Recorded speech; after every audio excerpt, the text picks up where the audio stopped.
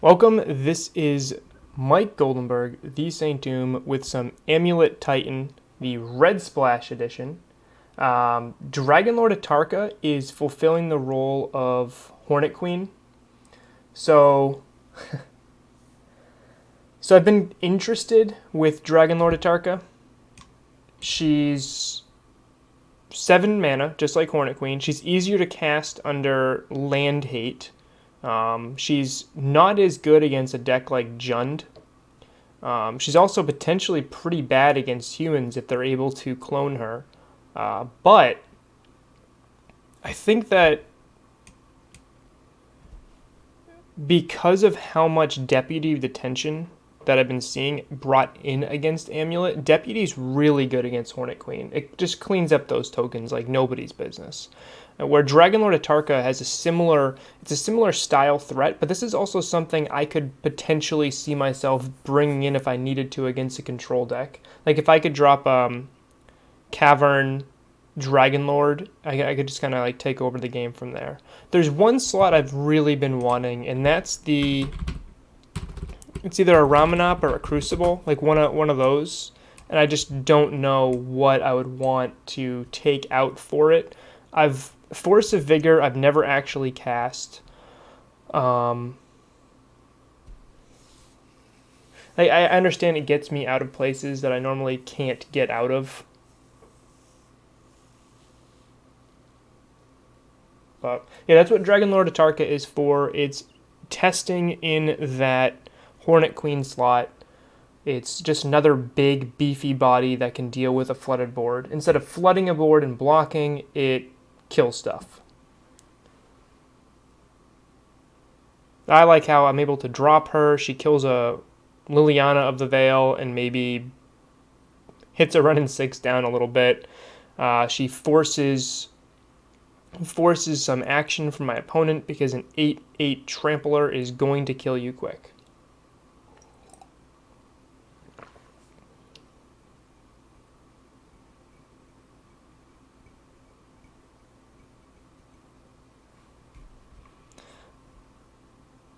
Yeah, I love a Braid right now. I am running one Dismember because a Braid is horrendously bad against something like Jund. And I really do want... I know Jund isn't... Jund without Dark Confidant, because they have run in 6 now, there's less things I really want to abrade. I don't really care too much about Tarmogoyf, but if I can knock them off one early threat, I can usually buy myself a little bit of time. Yeah, Ramanop is really good. The Ramanop Crucible of Worlds slot. It's saved my butt so many times in so many leagues, particularly against Field of Ruin. Like if someone Field of Ruins my Cavern against Control, that's usually their go-to. And if I can't bring that Cavern back, my opponent just tilted favor greatly in their direction. The problem I have with it, though, is over the last 50 or so matches, I never brought it in. And even against Control, I just never found an opportunity or a spot where I just felt like I needed it. I think it should be a Crucible. There are some other players are testing the Ramanop in that slot too, so I've been playing with Crucible instead of Ramanop simply because it works with Karn.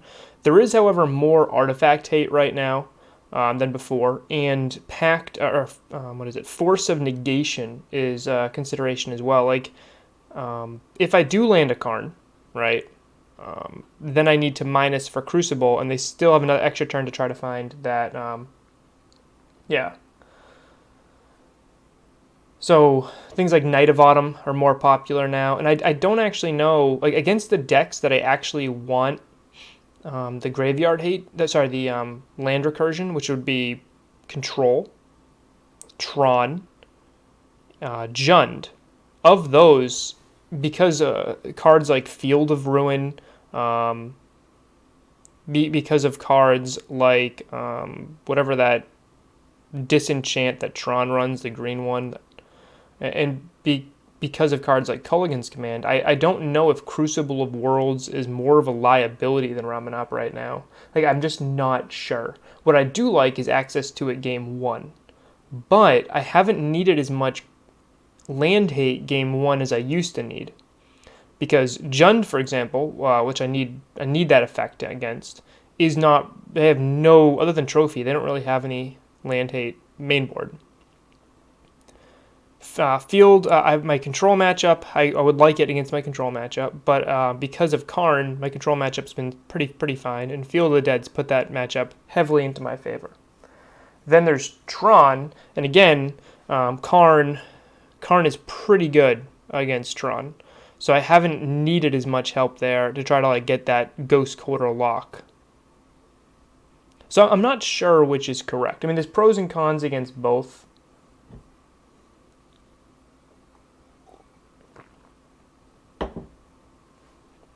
So I'm just not actually sure.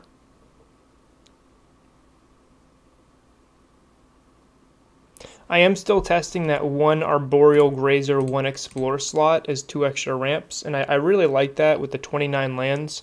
I've seen other players like Francisco go down to 28 lands, putting the Bajuka Bog in the side, but particularly main board, my game plan is... My main plan is Titan. My second plan is Karn, but man, 2A is Field of the Dead, and having just extra named lands and having 29 lands really helps that Field of the Dead plan. I like Crucible more than Ramen Up also. Hey, Punt and Wine, welcome aboard. You get to watch all of my mistakes, and then I will whine about them. Thank you very much. I'm looking forward to having you on a little bit later tonight in the Modern Streamers League.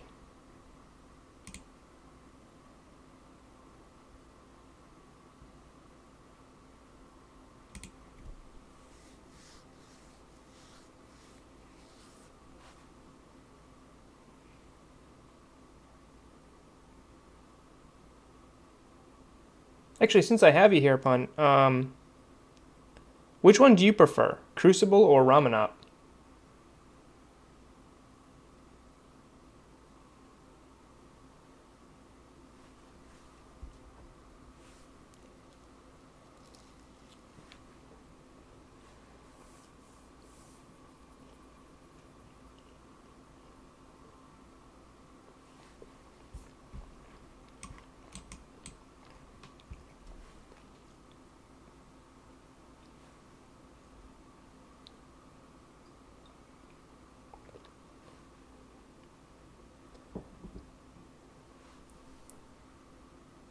Yep, I remember, and you also had a liquid metal coating.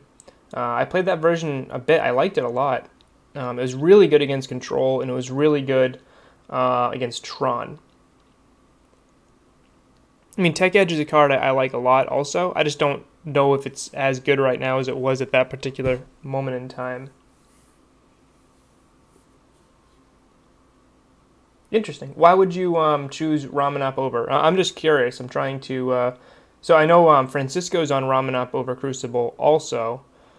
What I don't like about Crucible is that it's weak against things like Force of Negation, not on just on Karn, but also on Crucible again. It's also weak against Artifact Hate, which people bring in excessive amounts of Artifact Hate against Amulet, and there's a lot of Artifact Hate out right now. What I like about Crucible is that I can access it game 1. It survives Wrath effects. But then what I like about Ramen Up is it is a 2/3 body, which is sometimes relevant, and I feel like it definitely impacts the board a little bit more, and unless my opponent's running lightning bolts, it usually is going to eat a path if it's going to get removed, and that kind of served its purpose anyway. If I can play a Ramen Up, buy back a Cavern of Souls, and eat a path, that's probably sufficient for what it did. So I'm kind of torn on both of them. Who runs lightning bolts? Mr. Jund. Mr. Jund himself.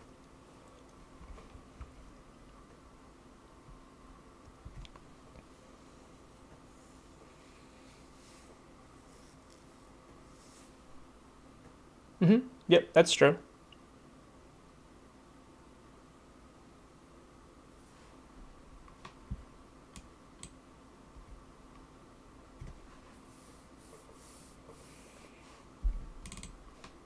And Force of Vigor is a card I just have not been super impressed with.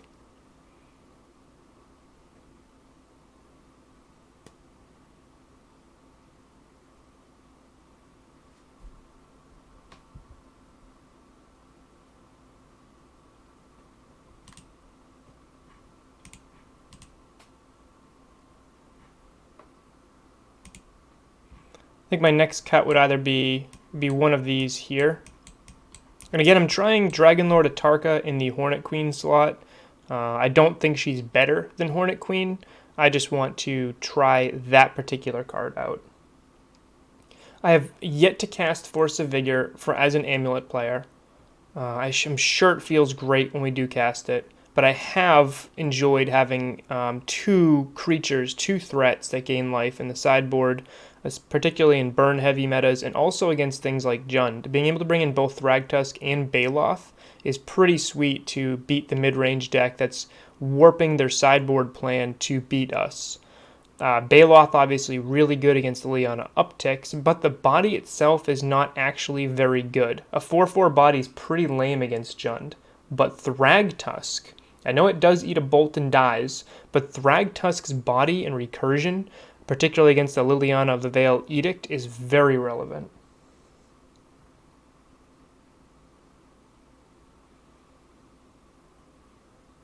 That's fair, yeah.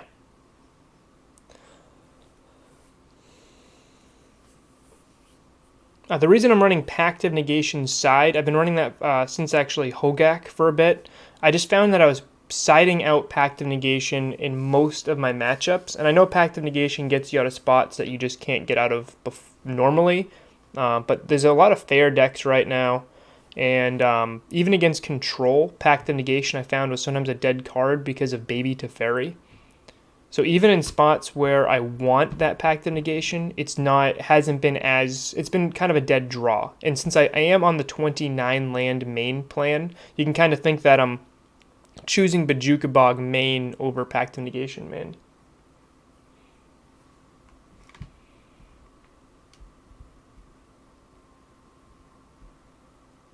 Yeah, I'm going to go with the mid-range plan here. And let's just hope we don't get Blood Mooned out. Alright, I'm going to refill my coffee, and I'll be right back. If anyone has any last-second recommendations or tweaks, I will listen to them. Just refilling this cup.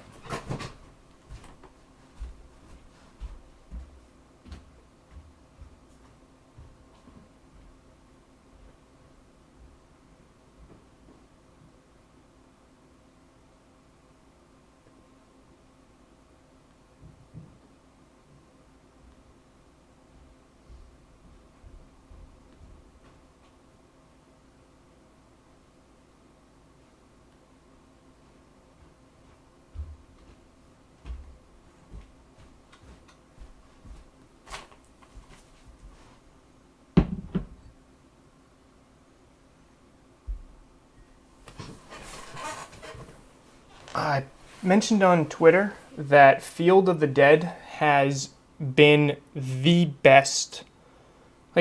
So I actually felt like Amulet didn't get much from the recent sets, and really, if you look at the deck construction, it really didn't.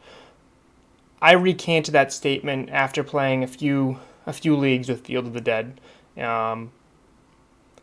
It has put me... It has been allowed me to manipulate game states where I don't need amulets, I don't need prime time, I just need land drops, and all of a sudden Azusa becomes a game-winning threat. I had an opponent who was at 8 life at FNM recently, and they, I forget what removal spell it was, but they killed my prime time. But I managed to get a bunch of lands in play. They killed my prime time, and they were at 8 life. And then they surgical extractioned prime time out of my deck. I had a bunch of lands in play and an amulet. I cast Azusa. I was able to... I played a bunch of lands. I already had field in play, but I had no zombies, because I didn't have the 7th land yet. Played, I think it was a combination of Boros Garrison, Vesuva, and Slayer Stronghold. So I was actually able to make 3 zombie tokens. I gave 2 of them haste, and swung in for exactly 8, because they are +2 attack, haste, and vigilance. So really long example there, but being able to attack out of nowhere. Also, it's made the control matchup considerably easier, especially since they're lighter on board wipes. And even if they board wipe, it's okay. Well, I'll just refill my board next turn, or slowly refill it next turn. If against control, if you're expecting against any situation, if you're expecting a Path to Exile, which is really rampant right now, you cast Prime Time. You get, if they let you get the trigger before they path, which sometimes is correct for them to wait, especially if you have an Amulet in play and they're expecting you to go for the attack. They can make you waste a trigger there.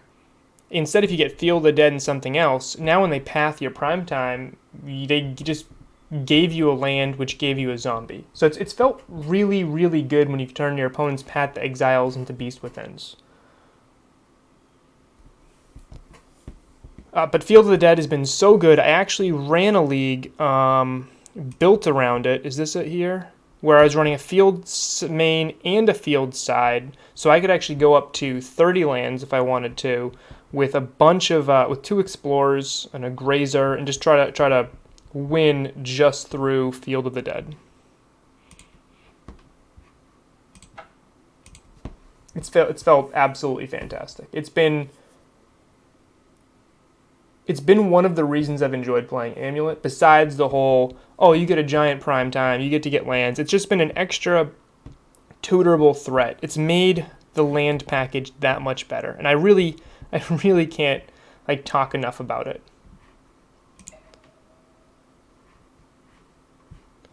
I'm gonna type in red. Yep.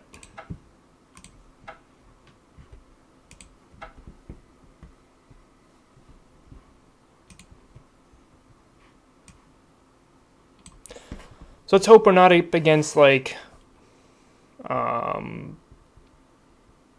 Moon, Blood Moon, Blood Moon, because leaving out that force is going to be really painful if that's what you're playing. Question about any of the viewers who like coffee. Have you ever tried a little bit of cinnamon in your coffee? And if you haven't, do so.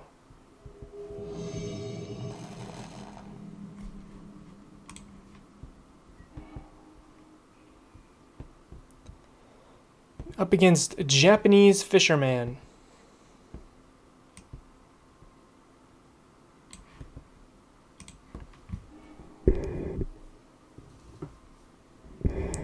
Okay, I don't have any payoffs, but I'm on the play, and I need to draw a Titan, a Stirrings, a Tolaria West, a Field of the Dead, or a Karn. So I think this is fine, especially with how much ramp I have here.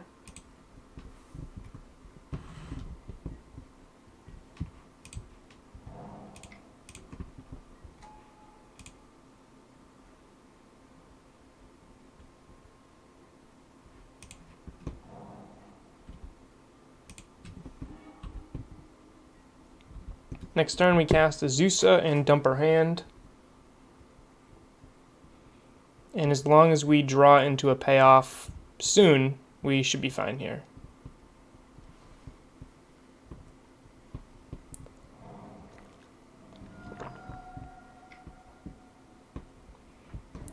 Stomping Ground, Ancient Stirrings. Anybody have any idea what we're playing against right now?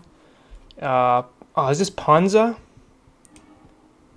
It's going to be rough if we're playing against Ponza here.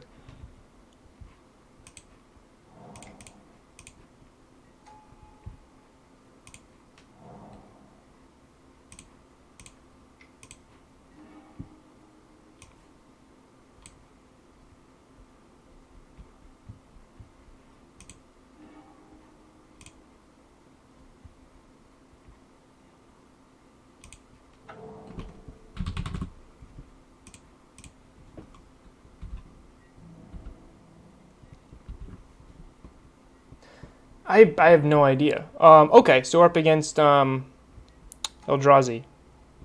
Alright, that's a much better matchup. So I grabbed EE there because in case there were going to be some weird Blood Moon deck, I wanted to have access to Engineered Explosives there. Now, I feel like dropping Engineered Explosives on 4 against Thought-Knot Seer might be my best bet. What's the best my best my opponent can do is a Reality Smasher next turn.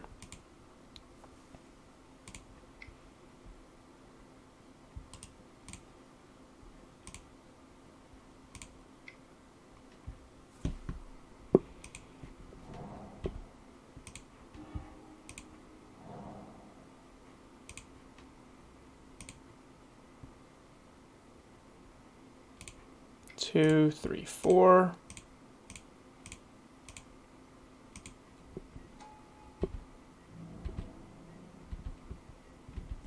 Okay, now I just need to draw a threat here. A little unlucky with that Stirring's not finding me something I needed.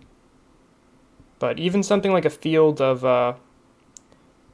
Dead is actually fine here. Okay, so they drew exactly the Smasher, which is the one thing I couldn't EE for. Yeah.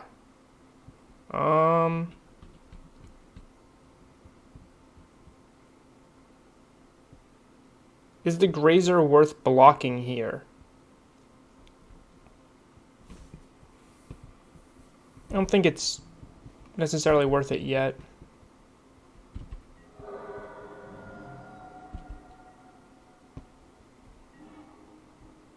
Okay. 1, 2, 3, 4, 5, 6, 7, 8. So I can Karn, right? But Karn will have 4 more mana accessible to me. And then Karn is going to die to Smasher. So I can't really deal with Karn. If I drop Karn, it's just going to be to grab a Wormcoil Engine, which makes me weak against a Thought-Knot Seer. I don't think I have too many other outs here against Smasher. I guess I could Ghost Quarter and Eldrazi Temple, but that still lets him cast Thought-Knot Seer.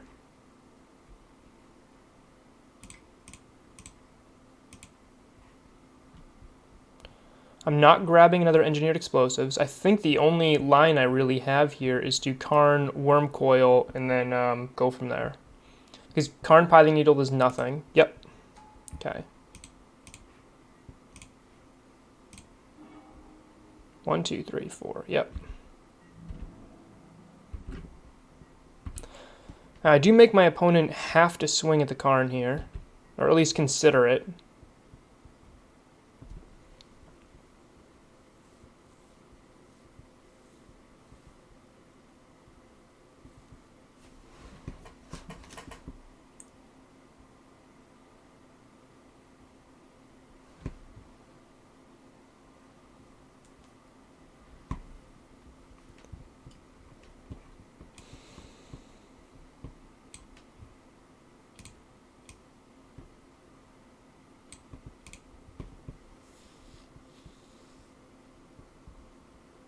So I've had 4 turns, and my draws have been Stirring's, Karn, right? And 2 lands. Could definitely have drawn a little bit better there. But I did keep a bit of a risky hand that just had all the ramp. I was missing one thing. I was missing a payoff.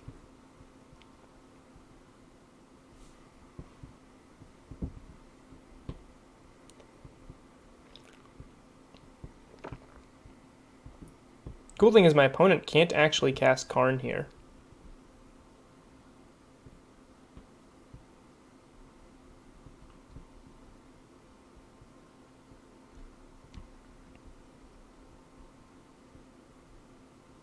Good draws for me would be, besides Primetime, honestly a Field of the Dead would actually be an okay draw here, because then I can turn all of my future land drops into zombies. Yeah, they're super in the tank right now. If they have a Thought-Knot Seer, they have to play it now, get rid of the Wormcoil Engine, and sure, I can blow up the Thought-Knot Seer and my own Karn to get a free redraw. I think that what they're deciding is, do they attack Karn, or do they attack my face? And I guess we should play at that same exact scenario. So if they attack my face, they can put me down to 4, right? That Grazer can save me 3 life. I should probably cash it in now. If they attack Karn with both, because if they attack Karn just with Smasher, I can block 5 and actually save Karn. So they would have to attack Karn with both to kill it. Oh. So they're just going to go face here.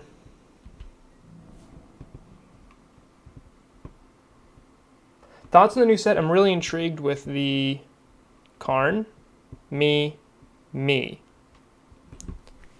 Why would they split it like this?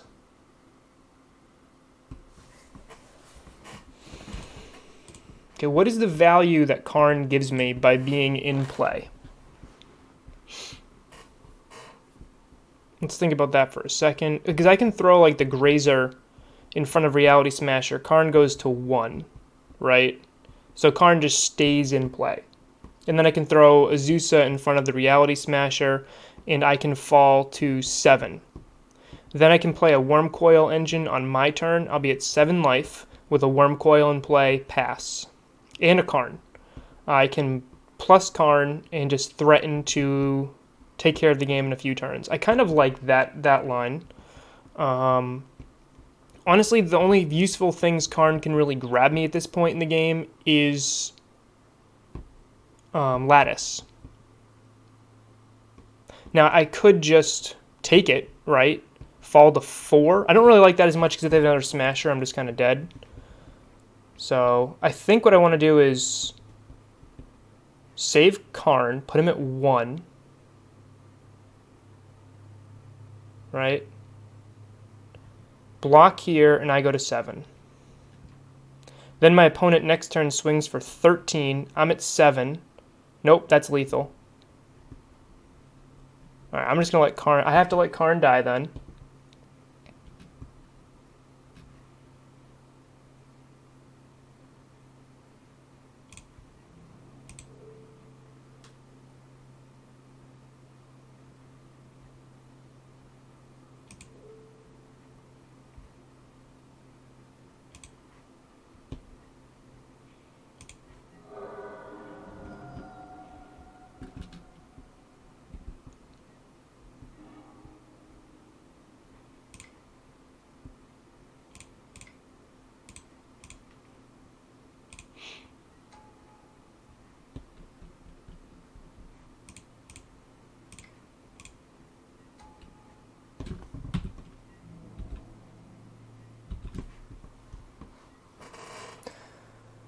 Thoughts on the new set? I'm intrigued with it. It looks like it's a slightly powered down set from some of the previous sets we've been given, which is important. I think you have to have a powered down set. You can't just increase the power level on every single set.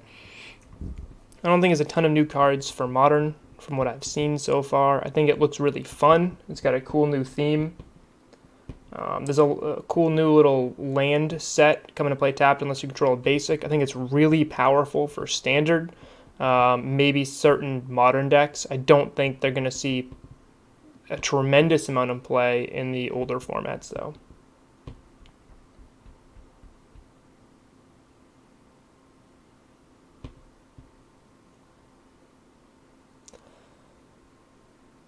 So I'm effectively at 13, 15 if I block with Azusa.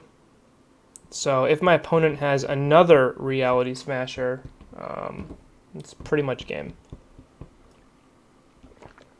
The good news, though, is if they don't have another Reality Smasher, I just bought a ton of time. Cool. So if I attack with Worm Coil, yeah, I see no reason. Let's see, I swing for 8. They kind of have to double block. Otherwise, I just kind of take over the game here.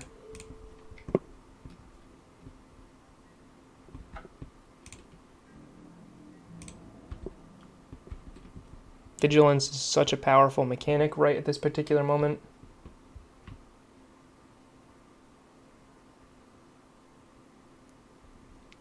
I think exposing myself to the Thought-Knot Seer for 1 turn was very important there.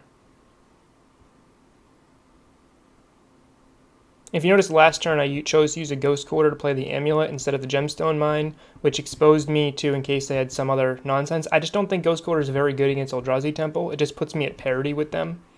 Really, they just lose. They lost. I could have kept them off of the ability to play another Reality Smasher unless they top deck another land. But I assume they're running 23 or so lands, I'm not going to bank on the fact that my opponent isn't going to draw a land at that particular moment. They're more likely to draw another land than they are a Reality Smasher. So, but because of that, now I have one extra white source, so I can actually do this again next turn, even if they block.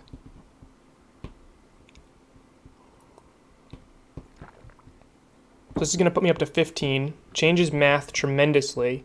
Unless my opponent has a Dismember, I really don't see too many outs for them. And even if they have a Dismember, I'm still going to gain 3 life and kill whatever they block.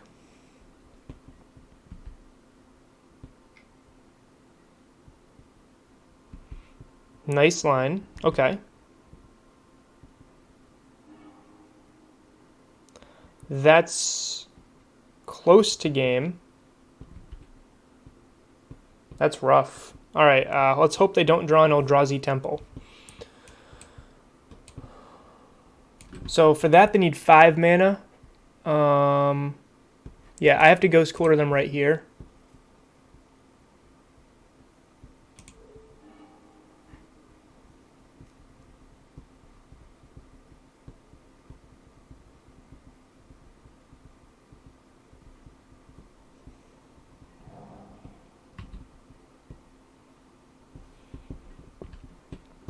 Man, that was such a good draw for them. Oh, come on.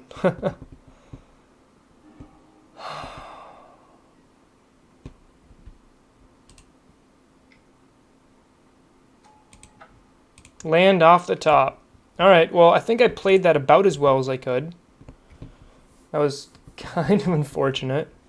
What do I want in this matchup? This is a situation where I definitely want Path to Exiles, and I don't necessarily want a Braids.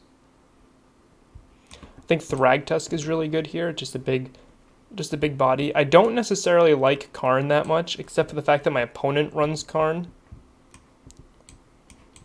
Engineered Explosive seems bad. Ballista seems kind of bad here. I'm intrigued with Wormcoil. I could just go big body, right?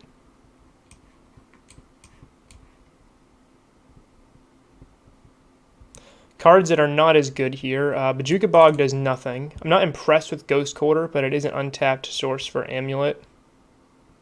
And it wasn't out there, just my opponent finally drew that extra land.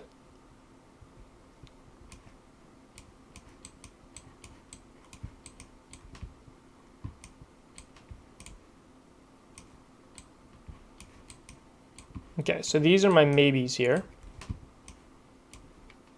I have 5 cuts. I think I just want to take out the Karn package. I'm trying to think of a reason. I think they do run the artifact ramps though, right? Yeah, so just because of that, I think that I'd rather have that. Dismember's really good here. Reclamation Sage. I really like Thragtusk and how it lines up with Reality Smasher. Baloth doesn't line up as well. Dragonlord Atarka, I just don't think they can kill Dragonlord Atarka, and it can kill stuff. I'm kind of intrigued with that.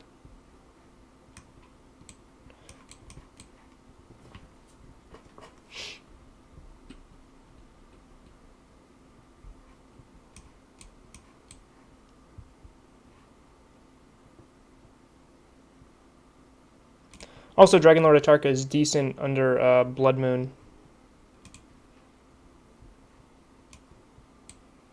Alright, this hand is poop.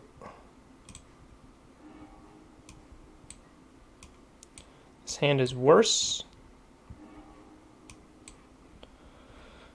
I'll keep this.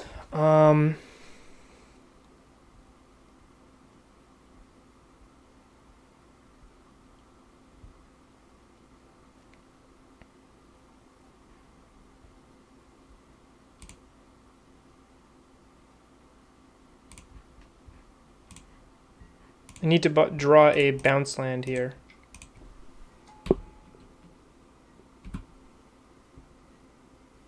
That was a rough multi-5.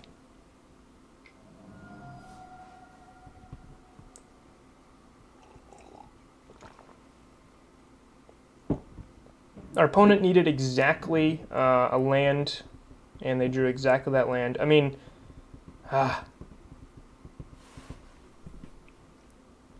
I'm trying to think if I could have put myself in a better spot. They had the bolt to get rid of their blocker, and they had exactly the land to steal my worm coil.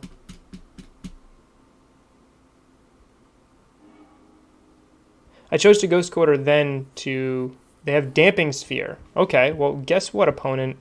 That does nothing against me right now.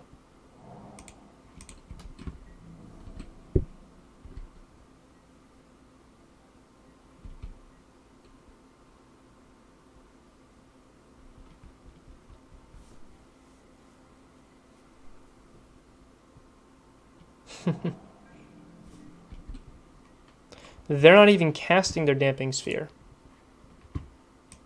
which tells me that they have a Thought-Knot Seer.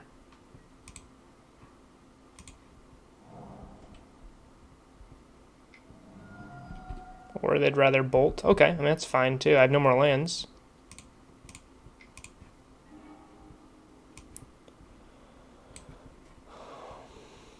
I still need a bounce land.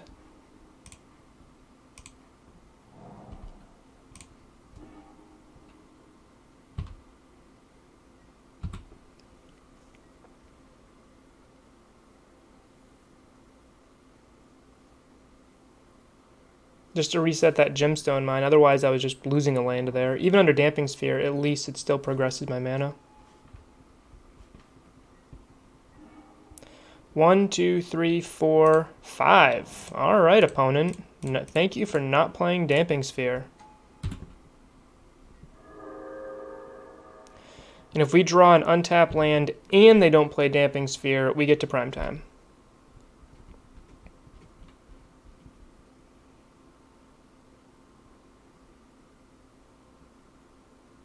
Damping Sphere or Thought-Knot Seer, I guess. Either one, we'd have to dodge both.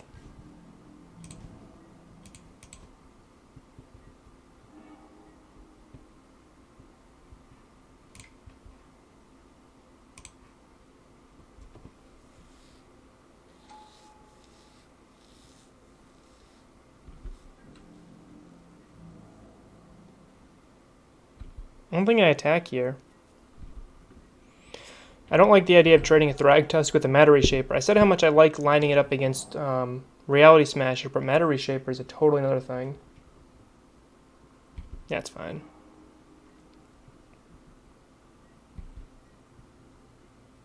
Yeah, wastes with downside. Sometimes it's an upside. Sometimes.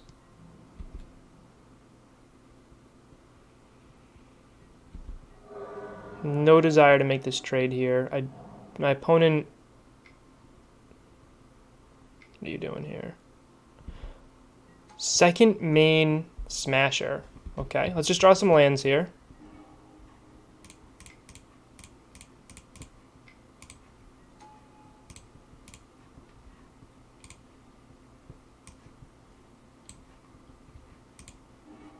Okay, just need to draw lands. So the upside is sometimes them coming in and play tapped actually works pretty well with Amulet. So if you have like, I've had multiple Amulets in play, played a bounce land, it's given me 3 colorless mana, you know, just from the untap. That is the upside. Also, being able to reset my gemstone mine there was super, super impactful.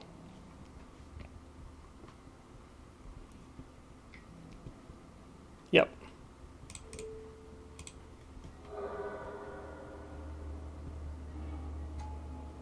Land. Nice. 1, 2, 3, 4, 5. I'm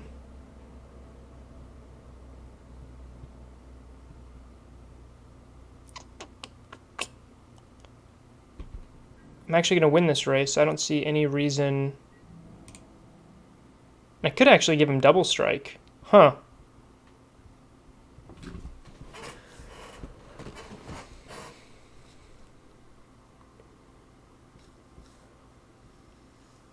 So I can actually keep my beast back and give him double strike so he doesn't trade with the reshaper anymore. But that would mean I would lose the gemstone mine. I think the gemstone mine, I think progressing my mana is too important at this particular moment. So I'm just going to pass. I'm waiting to draw a bounce land, and then I can cast Grazer and just use that bounce land right away. Hey Sawyer, you got a bowl full of food whenever you want it. Hey bud. Hey.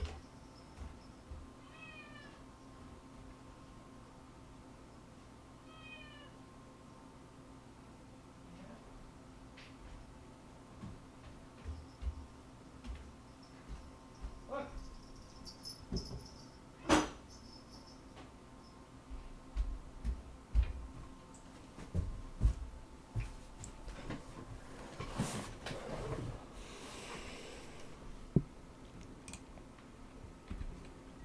Land. Not a land. So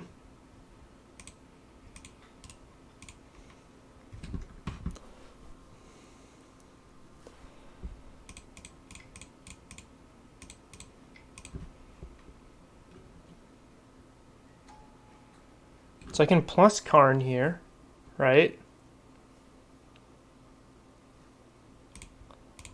I'm just going to keep filling up on threats.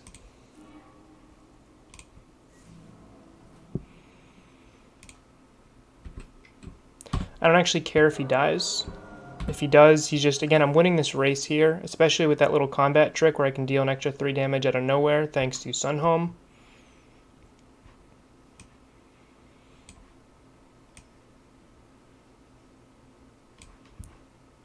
Could really use another land. Yeah, Darksteel Citadel side would be pretty sweet at the moment. Unfortunately, I don't have it. It is, sometimes you just get stuck here. Yeah, like what do I do? Do I put my gemstone mine down to 1? So then I can make a 2/2 ballista? I think I do.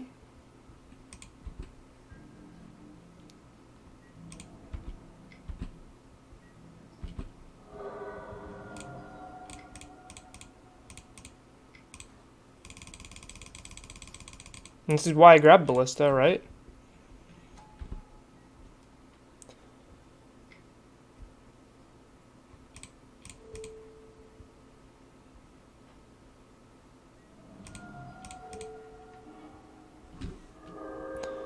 That's one less Ancient Grudge. What the heck is that? One less Ancient Grudge to hit Wormcoil. Alright, Domri, Anarch of Bolas. Creatures you control get +1 attack, +1 add red or green, can't be countered. -2 fighting. Doesn't matter. Welcome aboard. Welcome aboard the Doom Train. Our next stop here is Evil, so glad to have you here.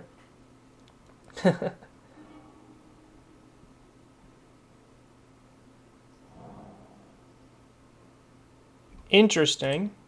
Okay, I just need land, yeah.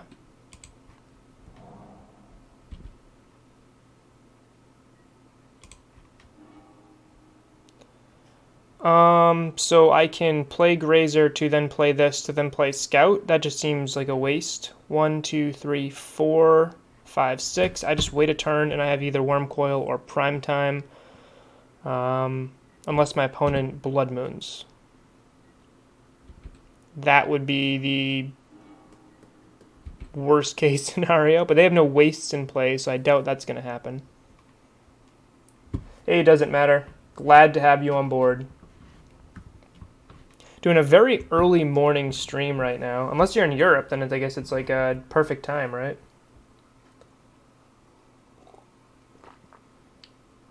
Figured I had time to do a quick league, so I wanted to do it. It's been a little bit since I've streamed. I've been busy with the Modern Streamers League, which be sure to tune into tonight, 8 p.m. Eastern Time.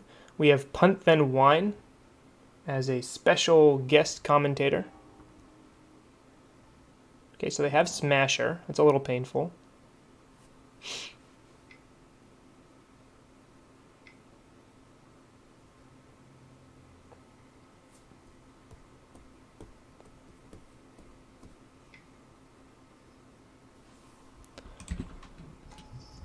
So for those just tuning in, we are down a game here. Our opponent top decked the exact thing they needed to be able to Eldrazi Obliterator our Worm Coil, which was super painful. 1, 2, 3, 4. So I have to go Prime Time first, otherwise I can't then cast Worm Coil next turn.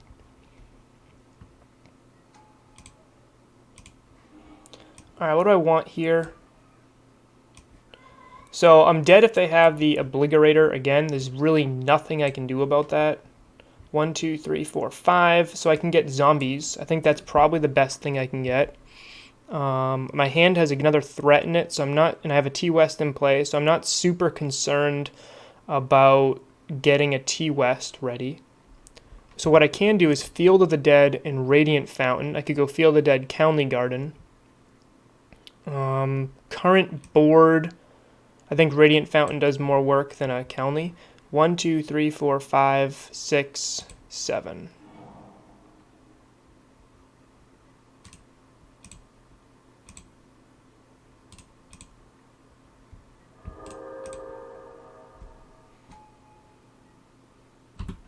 Okay. And our opponent is at 8. The only out I think they have is the Obliterator, right? Which would be swinging for 13 plus 3, 16. And I would actually have enough blockers to survive that. So if they had a Obliterator and another Smasher, we're dead. Obliterator, 2 Obliterators were super dead. Bolt Obliterator. Am I saying that correctly? It just feels really weird. Obliterator. Obliterator. I don't know. Oblig.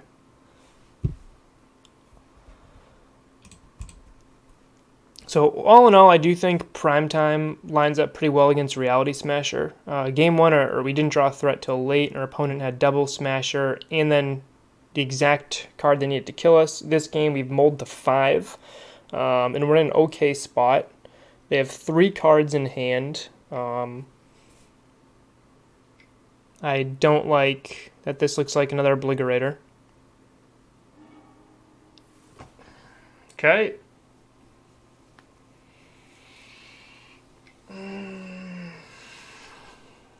Yep. Did I miscount? That's so I'm blocking the Obliterator. It's 13 if I don't block Smasher on Primetime.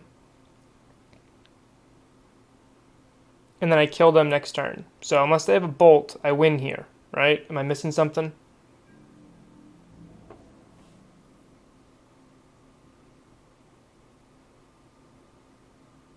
Not attacking with the Obliterator.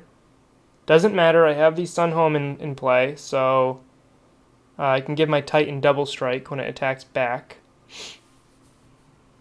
So I just have to play around, yeah, Obligator. Obligator? Alright.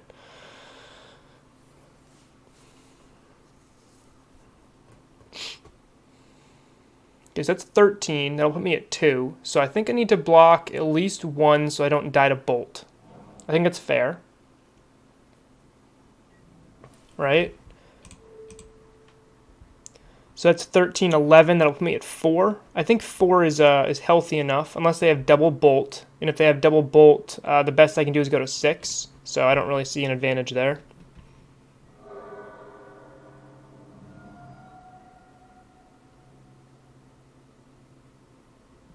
And this should be it. Combat math. What they should have done is play the Domri to have my Primetime fight one of my zombies, right? I guess it didn't really do anything. But if they had the Bolt in hand, that's the line they should have taken. Yeah, okay. Anything else I'm interested in here? I know that they have... Is a Braid more impactful now, knowing that they have Damping Sphere?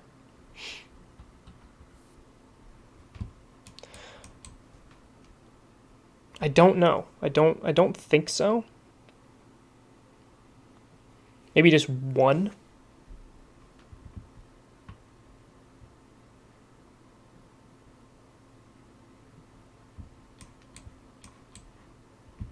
See, bringing one in so I have an extra out to it.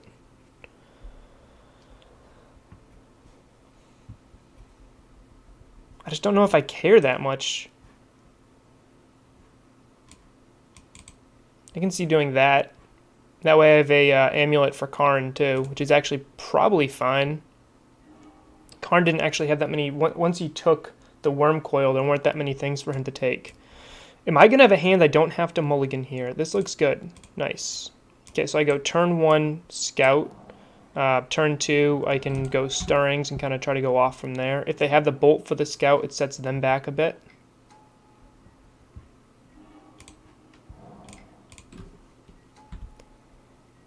I have Dragonlord Atarka, which is a threat they just can't deal with. So I have Ramp, I have a threat, I have Removal. This hand looks fine.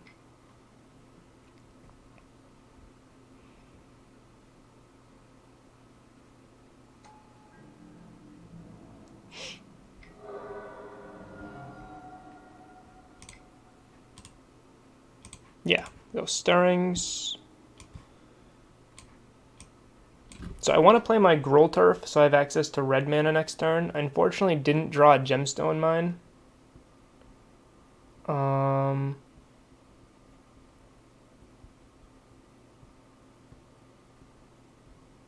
really want that Radiant Fountain also, though. I think it's important, especially with how my opponent kept their hand.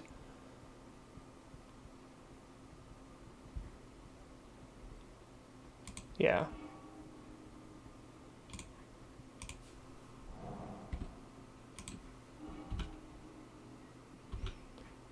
So they didn't play Thought-Knot Seer, which tells me they don't have them.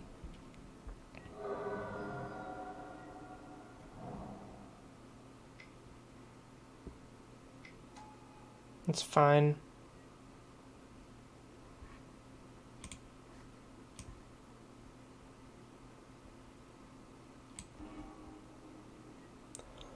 That's not fine.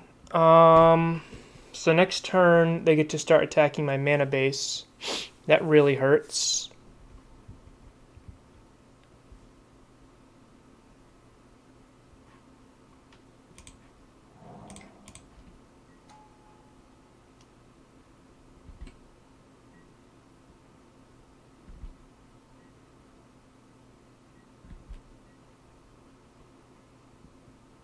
Yeah, we're in trouble here. If my Scout had lived, we wouldn't be in trouble, because then I could just bounce the land they target.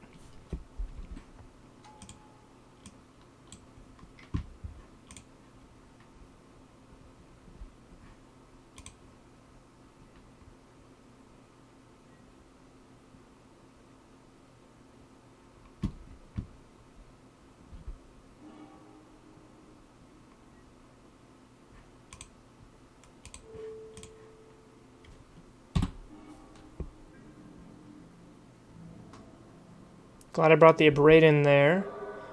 Now I just need to ramp really hard here, right?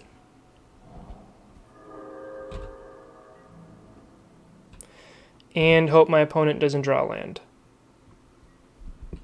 Land means I'm dead.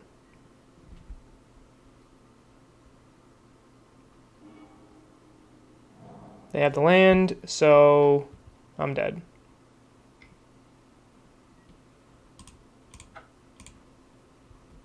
All right. Sometimes you lose. Yeah. Opponent had it there.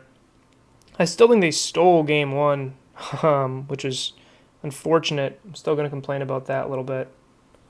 Let me update my record. So no 5-0 this league. I do think that's a fine matchup. I don't think it's unfavored or anything. I think it just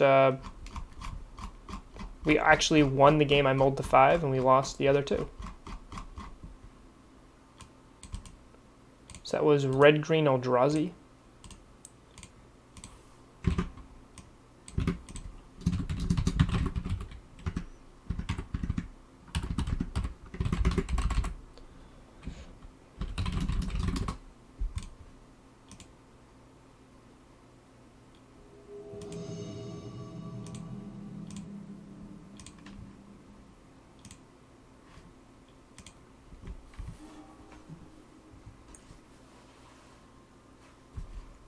Love to play first.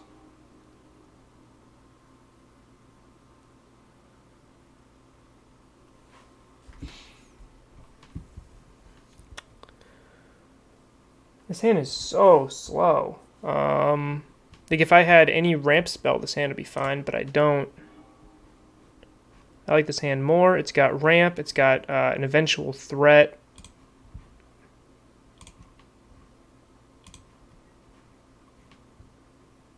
So I'm looking for three things, right? I'm looking for a threat, ramp, and lands. This hand does not have bounce lands, but it's got everything else I need. So, because it's got a threat here with Teleria West.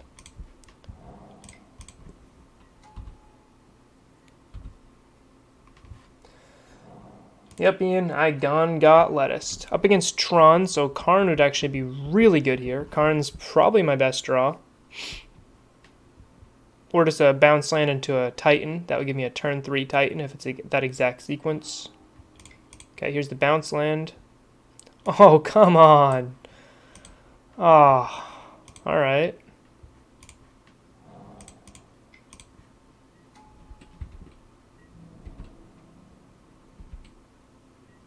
Yep. Yeah, Scout's really, really good in this matchup. Being on the play is really important in this matchup. I just still need a threat there. I've now gone 13 cards deep and yet to hit a bounce land. Eldrazi Tron. Okay, so we're up against Eldrazi 2 games in a row.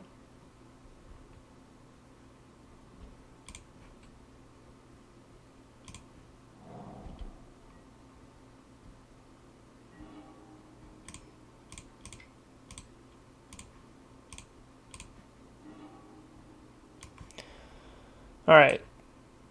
So I need a Titan and I need a bounce land, right? I don't necessarily need the bounce land because 1, 2, 3, 4, 5. If I draw any land next turn, I have a Titan if I get packed. If I get a bounce land, then I need to draw either a packed 4 or a Titan 8. So I have more outs if I just get the packed here.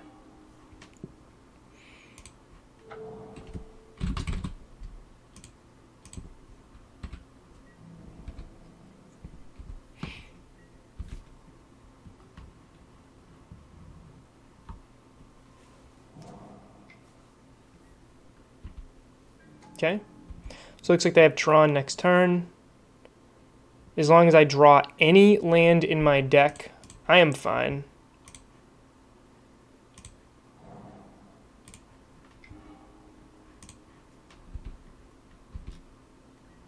Land. Nice. 1, 2, 3, 4, 5, 6. Let's go get a Titan.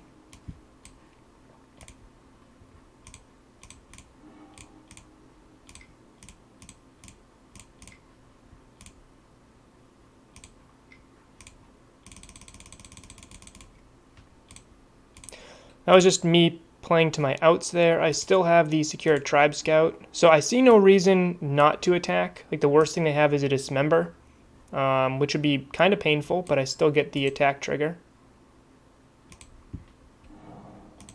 Because I already have Vesuva and the Sunhome in play, I can't actually give him Double Strike, even though I have the Scout, unless I bounce the... let me think about what I want to bounce.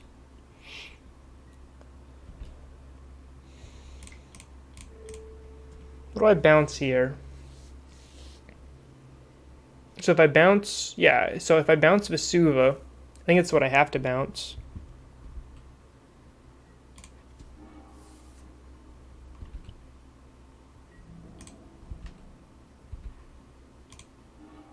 One, two, three, four, five, six. So they get Tron next turn, right?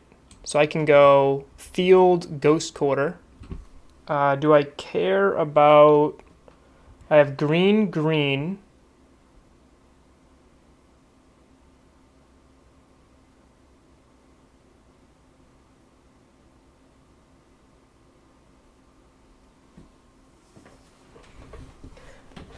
Bounce Vesuva to GH twice. What's GH?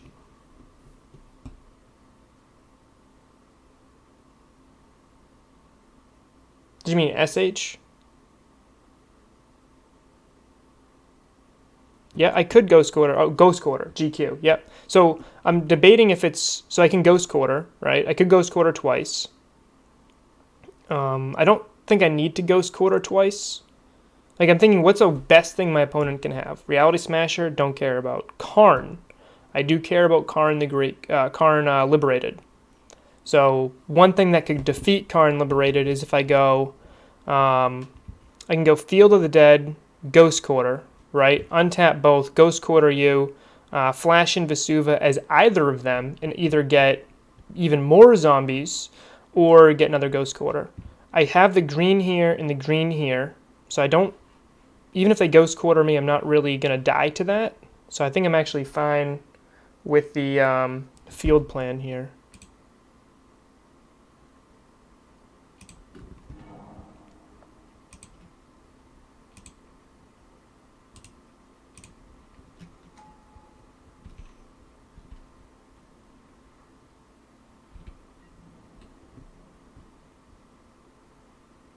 The next turn I get to double strike.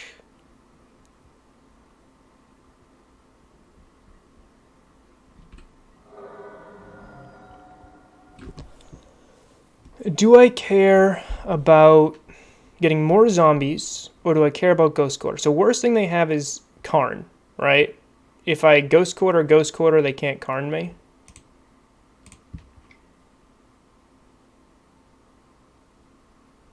They sometimes play Ugin. Yeah, so a lot of their... Sometimes they play the 6-drop Ugin. Okay, so they just concede. So I was actually... If I Ghost Quarter, they have 5 mana. Right, they'll have 1, 2, 3, 4 mana available. They could Smasher me. I don't care about Smasher. And then I'll have 3 zombies in a primetime play. They can't kill the primetime. The best they can do is a Smasher. I pretty much just lock them out of that game. This is a very similar game plan, except my life total doesn't matter as much. Engineered Explosives doesn't do much. I don't have to worry about Damping Sphere. Bog's bad.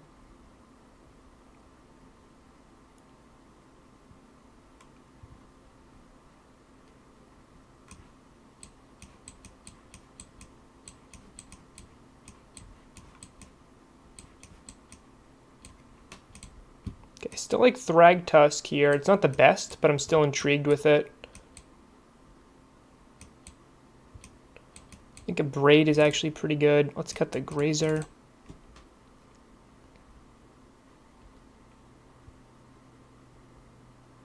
Oh, Ballista's real bad.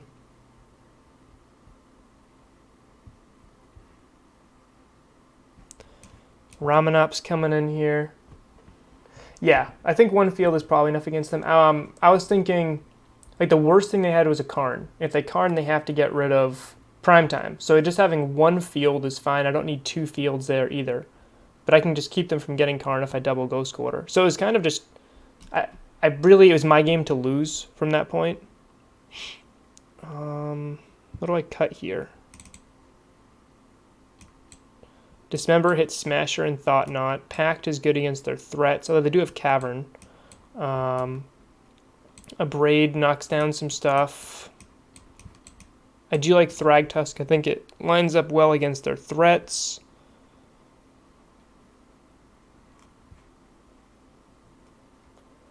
I think I can cut a land. Normally I cut Radiant Fountain, but their plan is to aggro me.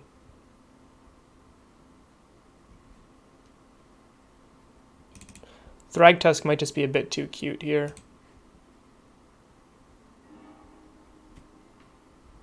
And if I'm pacting, I'm probably getting Ramanop anyway at that point. Yeah, let's keep this. I just need to draw land. So remember, there's 3 things. It's ramp, land, threat. This has ramp, threat. Just need a couple more lands. Or an Amulet. Amulet would work as well and replace the lands here. It's not an Amulet. Ramp, land, threat. Lamp, Rand, Threat. Thramp, Rand, Lorette.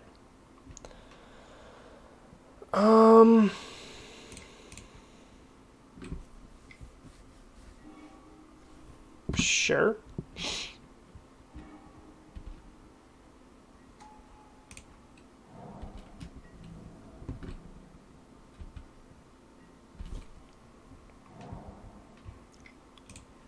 Okay, it's the mind they revealed to me. Thought Not Seer. Nothing I can do about it. I actually assume they're going to take Primetime here. Yep.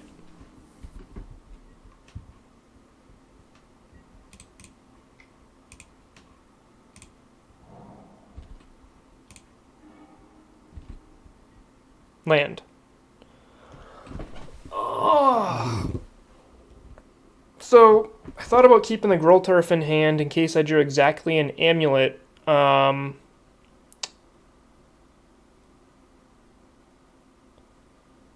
I figured I had a higher chance of just drawing regular lands and playing an Amulet-less game. So it kind of stinks here.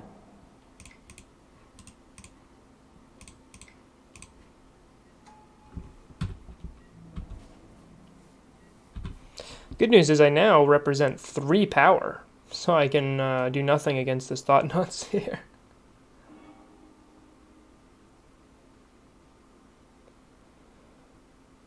Yeah, you know, I probably should have... Let me know in the chat if you guys think I should have held that...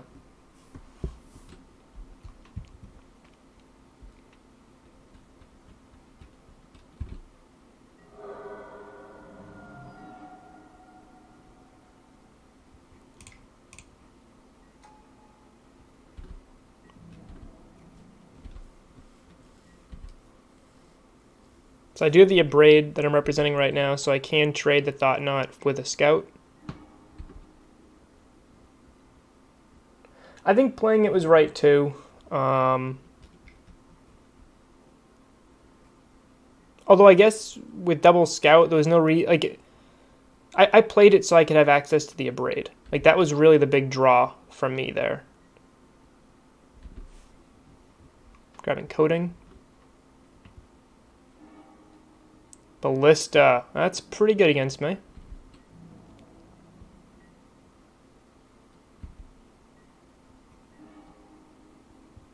Super punished. Super punished.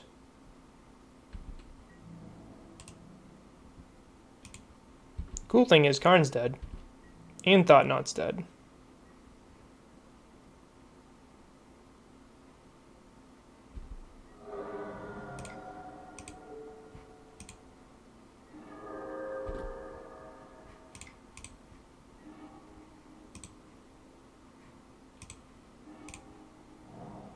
One, two, three, four, five. I'll play this, so if I top deck a land, I get to Titan next turn. Because I assume... Oh, Blast Zone. Poop. Yep, definitely more likely to draw lands. Yeah, the Blast Zone was the only reason not to play the Amulet right there. But luckily, sometimes the deck rewards you by drawing one of the things that there's like 28 of in it. So 1, 2, 3, 4, 5 differently named lands. You know what that means.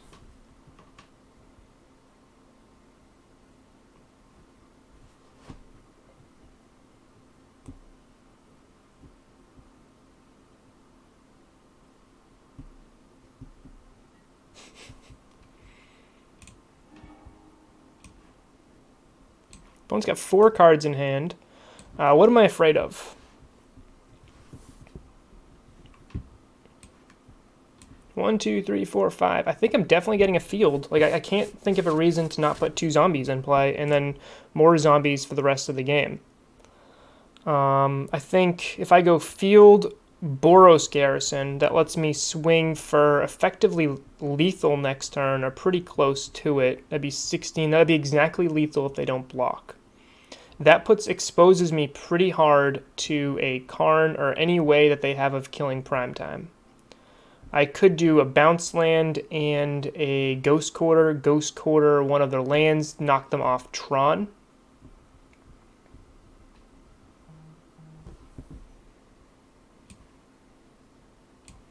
So they have 7, 8 mana. This is only going to be a 4/4 Ballista. They can't kill Titan yet, right? 7, 8, 9, yeah. They can't kill him yet, and I just need one swing. So really what I'm trying to do is one swing, I can just absolutely kill them with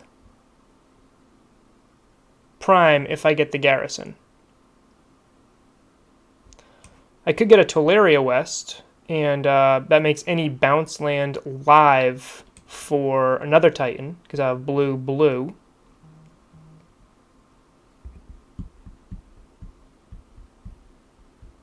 I'm going to set up...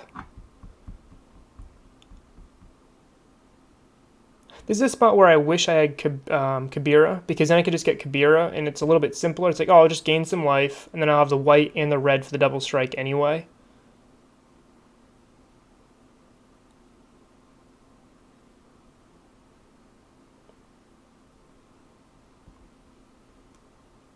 The Boros is so I can activate Sunhome next turn.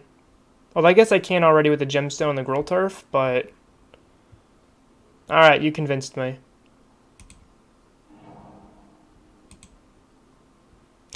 Of note, always put that after, otherwise you won't have 7 in play. And then it will not trigger.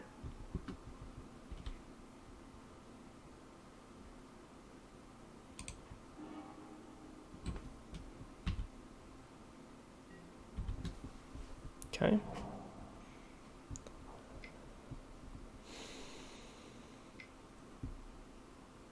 It's a lot of mana.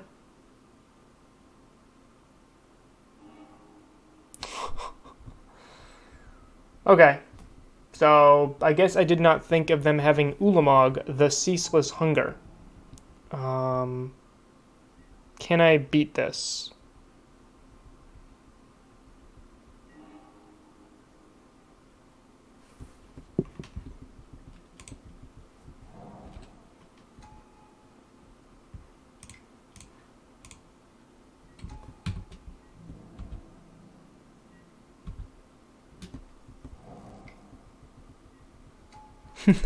Alright, opponent. Alright, so I should have gone Bounce Land, Ghost Quarter, knocked him off of it. I was not thinking of Ulamog, the Ceaseless Hunger.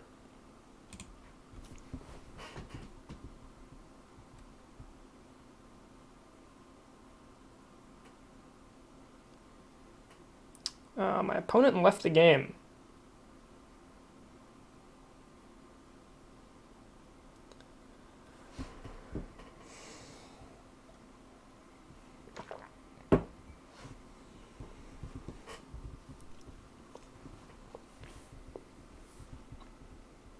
They disconnected.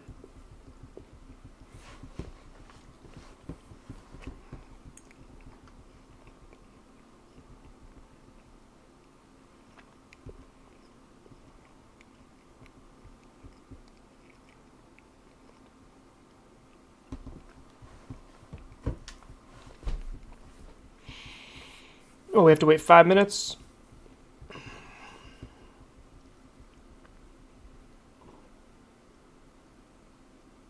So looking back, I probably should have just grabbed the Ghost Quarter.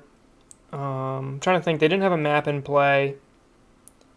They did still, I think even if I Ghost Quartered, I'm trying to think, I still think they had enough mana for Karn.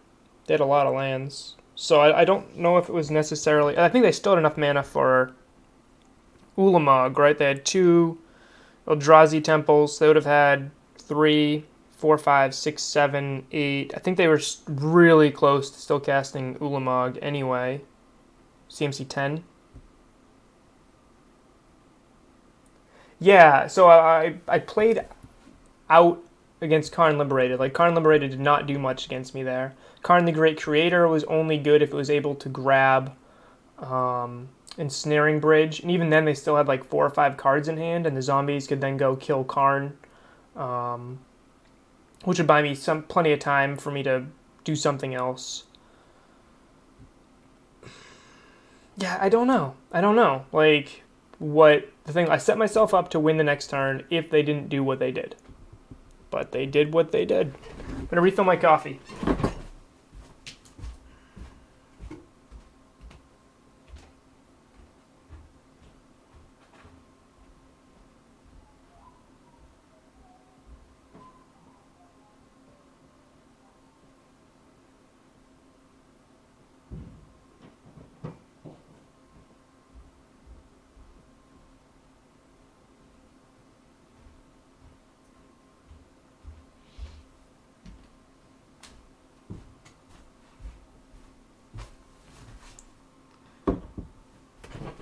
Opponent is not yet reconnected. I was hoping to get through this whole league before noon, but at the time we're going right now, haven't had any quick games. I would love to play first. This is a mulligan, unfortunately. That's going to be a mulligan again.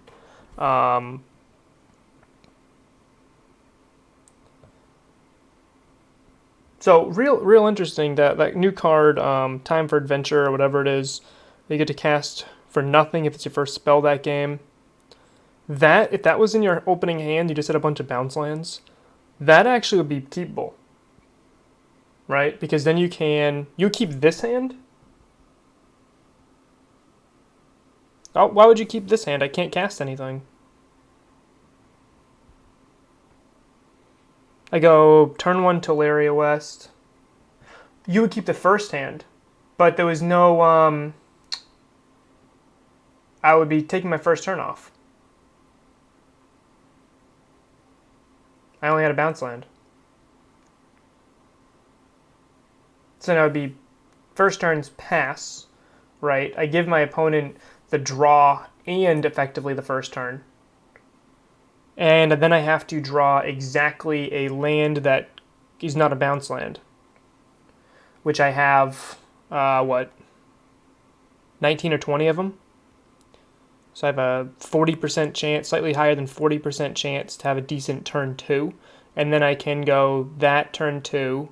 Let's say even if it's like a forest or something. And then turn 3 I get to play my bounce land. It just puts me way too far behind, I think. If I was on the draw, it would be a heavier consideration. If it was like a turn 2 kill hand, I was just missing one thing, and I had a chance to draw into it. But being on the play, I think that's an auto mulligan. It's been close to 5 minutes, right, of inactivity on my opponent's side. You convinced me. All right, glad. Always mulligan hands that don't let you do things. Like this hand's an absolute mulligan. I don't do anything. I can't cast a single spell in my hand. I still need to draw. And remember, I'm on the play, so I only have so many draw steps before they turn 4 Tron me. Because Eldrazi Tron's more of like a turn 4 Tron than a regular Tron.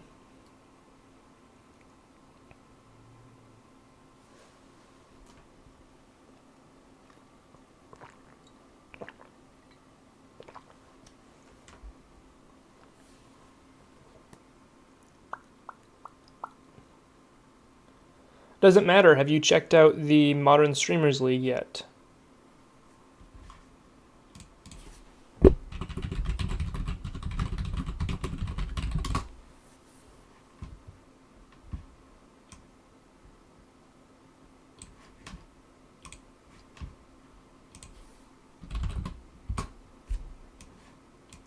We have a gorgeous website.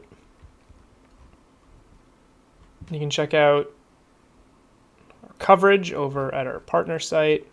All the streamers. We got Caleb Schur, who's a special guest last stream. Dito, Garrett, Catlight. We have a lot of awesome players. Punt Then Wine is going to be on tonight with Francisco. It's going to be an Amulet Titan stream. It's going to be actually these 3 players right here will be hosting and commentating on the matches tonight. We have deck lists available right here. You get to check out. Spider Space has his Fairy Blade, Sodex obviously on Dredge.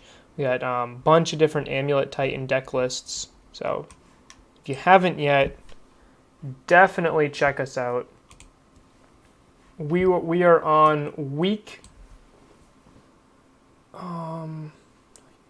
8 of the Modern Streamers League. We are a total of 10 weeks. We're concluding week 8 tonight. The entire event is for charity, so please check them out as well. All the VODs are on YouTube. A little bit of back history for them if you are interested. It's a total, it's 10 weeks, but it's 20 nights. And if each show is like, it's 5 matches each show. So we're talking a lot of Magic.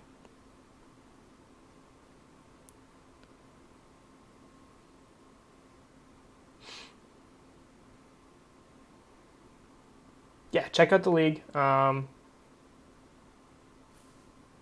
Francisco's in it, Punt and Wine's in it, I'm in it, Davius is in it. So like if you're in the Amulet Titan Discord, there's a huge group of your mods right there, and we're all on the same team, Team Ice.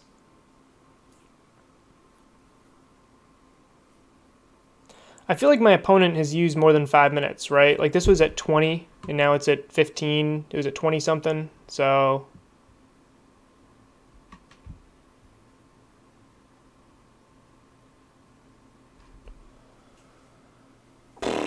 Yeah, Team Omelet. I regret not playing Amulet Titan for the conclusion. We have a couple different deck lists we have to go through, and I wish I played Amulet to close out the league because my matches are against Jeskai Control. I didn't know this at the time, but Jeskai Control, Burn, and Grixis Death Shadow. So Death Shadow is a tough matchup for Amulet, but I end up going with Mardu Stoneforge Mystic. And it's a sweet deck. I love it a lot. I've played 2 leagues with it, 4-1 to both, and both my losses were super close. I just don't think I can beat Burn. Last week I beat Jeskai Control in a real slugfest. Awesome, awesome match if you get a chance to check that one out. But this week... or next week, sorry, week 9, I'm going to be playing against Burn, and I have no collective brutalities in my sideboard. My life gain is Sword of Light, Batter Skull, and 2 Shambling Vents, and that is it.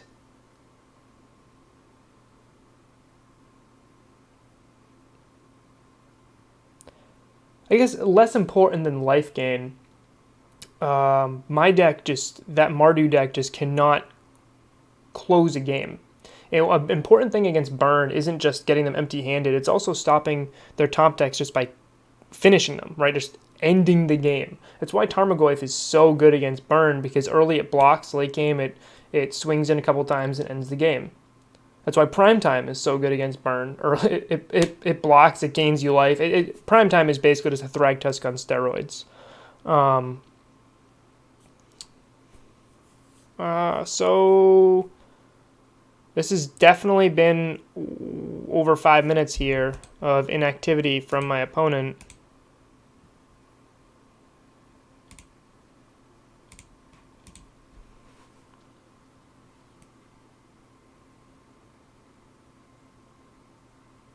We don't have to wait the full 13, right? That'd be ridiculous.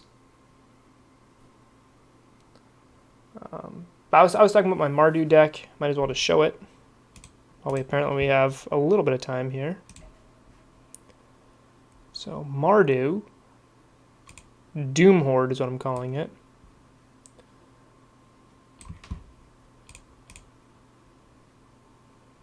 Nope, still not me. So you can see here it's got a good mix of removal spells, Dread Horde, Dark Confidant and Stoneforge Mystic is the core of the deck, and then some really powerful 3-drops with the Batterskull. So the clock here is really slow, especially if my opponent is able, like if Dark Confidant's a liability against burn. So if you look at what I'm looking at against burn, it's really I'm trying to beat them with swords, so they can just kill my creature in response to me equipping. So I really need like a Dreadhorde Arcanist equipped with Sword of Fire and Ice. That's like my only way of really winning. His Lingering Souls are bad. Veil's actually really good, but just deck is just really slow. I do get Kalidas, which is actually pretty sweet, but other than that, I just don't really have a ton of ways to kill my opponent.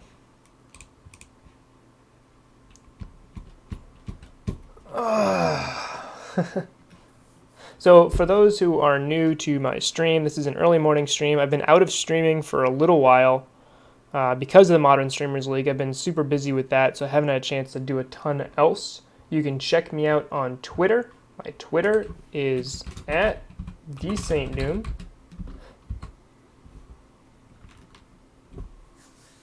I just got into Twitter, so I will be twittering.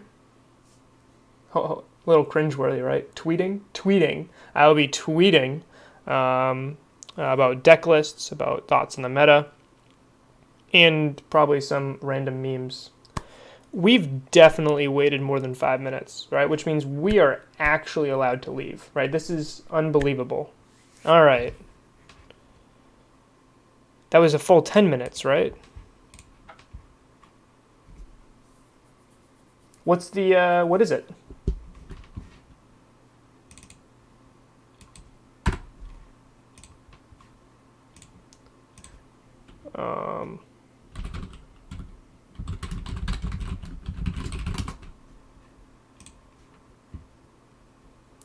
Are you talking about the Great Henge?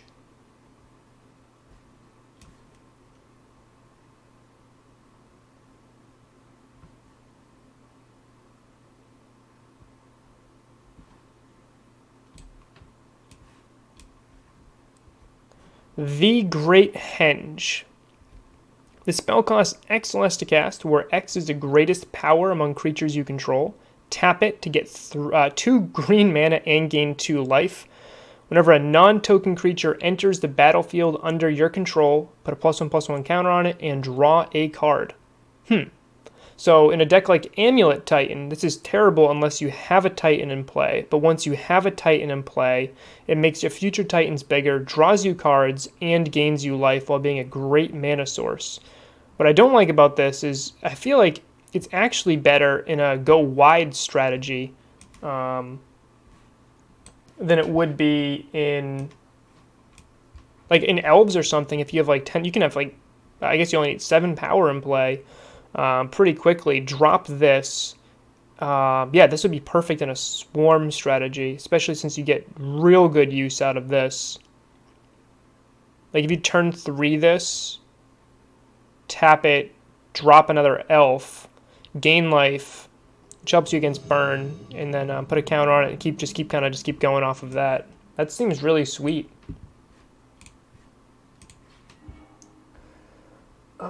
Hey, Drop Torpedo. Hey, you've watched my channel here. Nice. Welcome aboard. Glad to have you. Let's move my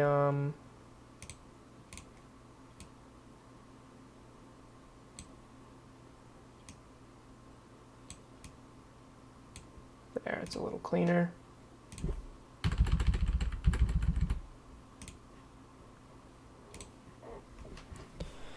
I'll catch up on chat in a second. So I am on the draw. I go turn 1 Amulet, turn 2 County Garden Explorer. As long as I draw a bounce line, I think this hand is fine. Amulet Titan Karn with Dragonlord Atarka. I'm the man. You're going to design an amazing overlay and logo for my stream. Thank you. That'd be awesome. Looks like we're up against Infect or Wurza. Botanical Sanctum can be like pretty much anything now.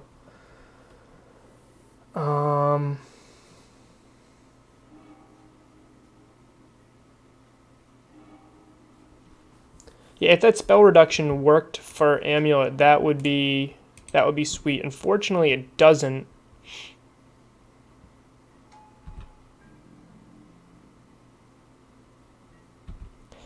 Opponent put 2 bottom, so they're digging for something. I wasn't going to check out the... it's a bot. I wasn't going to check out their website anyway. I was just being friendly. Alright, so I think what I want to do here is County Garden. Right? I think I want to explore, because if I draw another green spell, then I can do explore and scout. And I still need to draw things anyway. Alright, didn't. But I am 1 card closer to getting another land here. How much did I rig the shuffler today? No, Capolo. I'm dead here, right?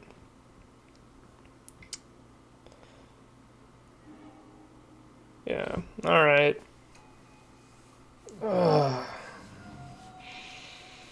Apparently not enough. I lost round 1 to. I thought I put myself in a decent spot. My opponent had. They had to draw exactly a land to win, and they drew exactly a land to win with an Obliterator, which they got off of a Matter Reshaper. So it was a bit rough. And then the following game, my opponent had a disgusting sequence of events which followed.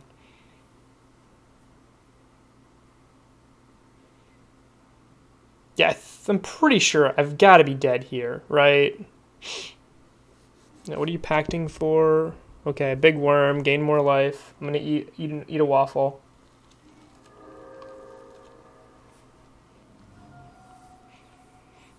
Has Grizzlebrand ever been in a fair deck?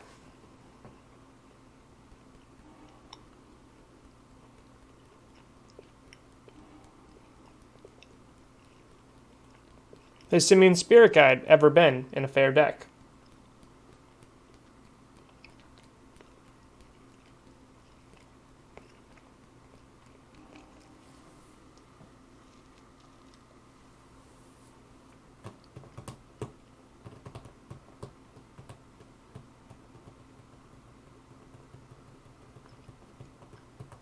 No, playing Blood Moon turn 1 is not fine. Anyone who tries telling you that Scrud is a fair deck because it's a janky mid-range deck, if you can do turn 1 Blood Moon, you're not playing fair.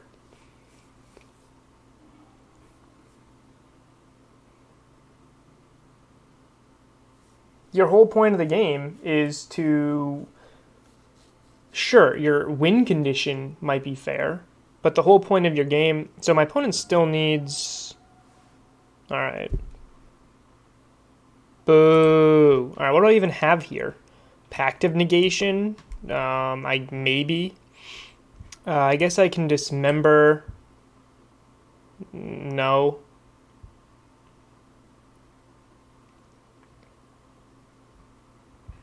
I'm honestly asking, what do I even have in this matchup?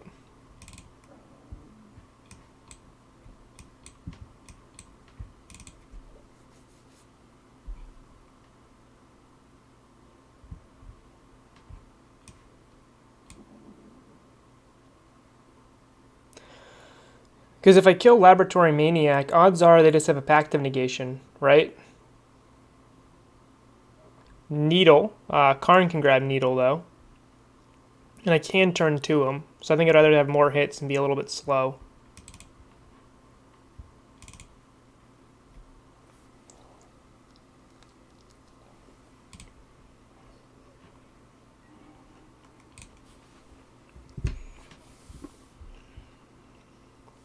Alright. If I draw a Titan, I get to swing with him pretty quick here.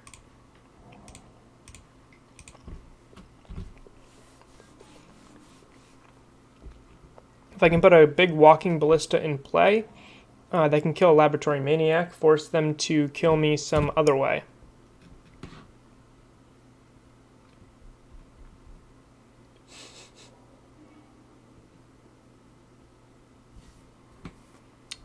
Okay, so what do I want to do here? I'm going to play Amulet. I can get 2/4 mana, bounce the Gemstone Mine, play a Walking Ballista for 2, which can kill a Laboratory Maniac, right? Then next turn I go land, primetime.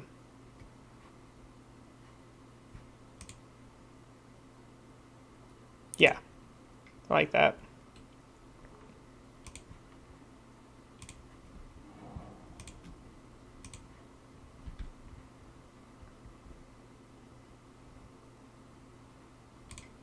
Karn Grabbing Needle might be too slow, but relying upon just drawing Needle is probably pretty too slow also, right?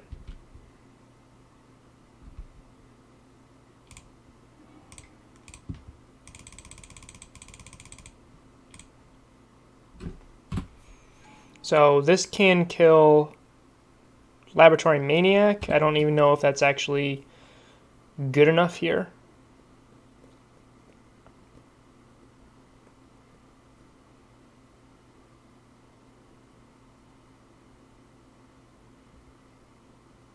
But next turn, unless I draw exactly Slayer's Stronghold, I get to attack with my primetime.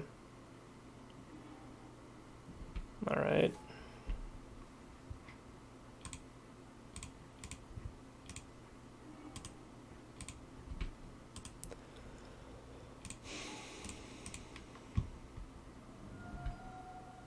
This is stupid.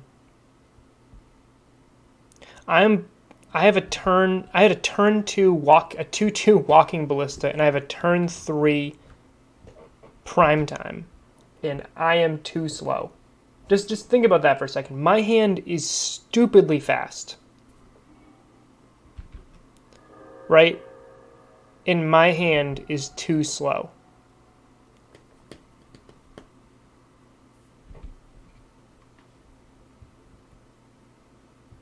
Maybe my opponent will go to 1 again. This is fine, yeah.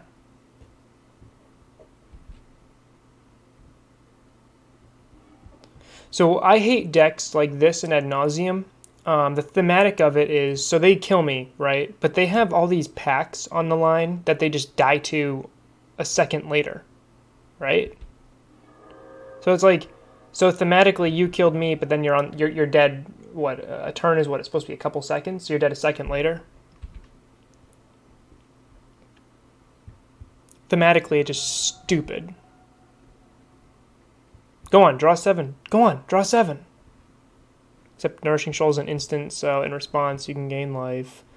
But in response to that, I'll ping you again.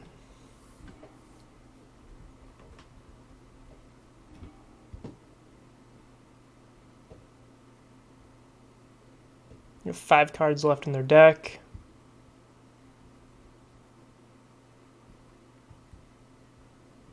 I mean, this is like I said, I'm doing something unfair. I'm doing something stupidly fast.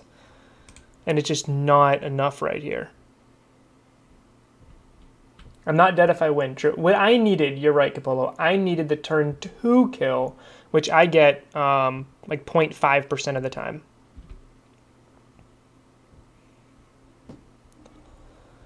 Three cards left in their deck. Come on, Laboratory Maniac. One of those 3. Or, so what they need now is like an Oxidize, kill my Walking Ballista, and then drop Laboratory Maniac.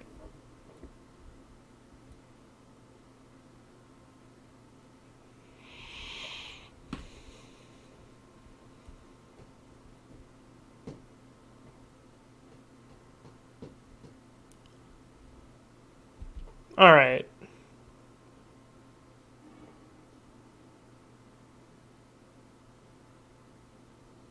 Did we do it? Is the last card in their deck Laboratory Maniac?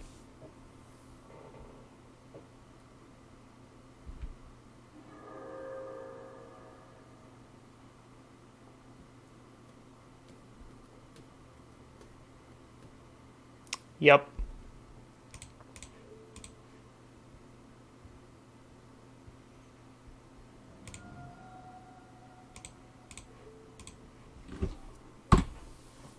Told you, they needed the Oxidize before the Lab Maniac.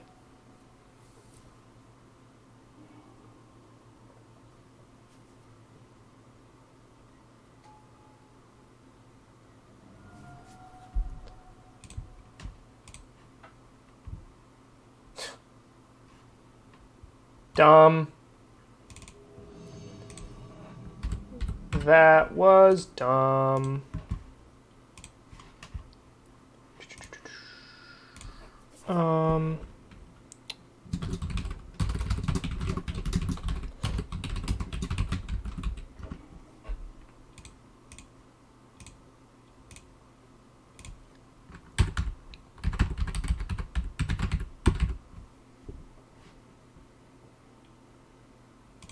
Sweet. Yep, this hand checks almost all the boxes, right? I just need a bounce land.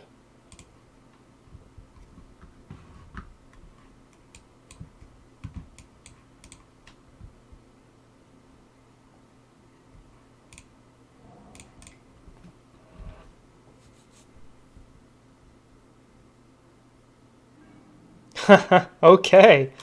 Up against control, so having all these basic lands is actually troublesome in my opening hand.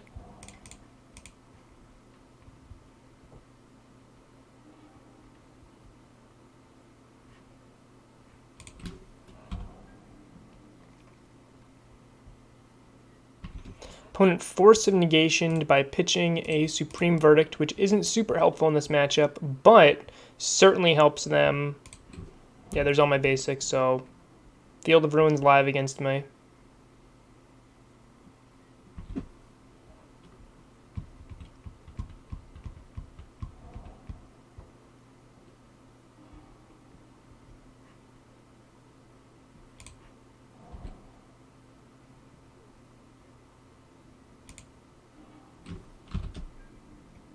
Cavernous Souls is the card I would like to draw the most.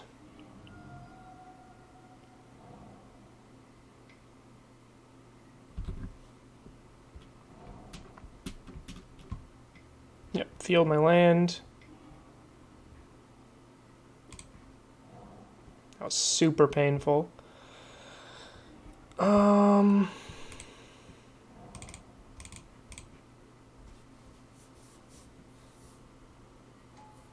That was nice. All right.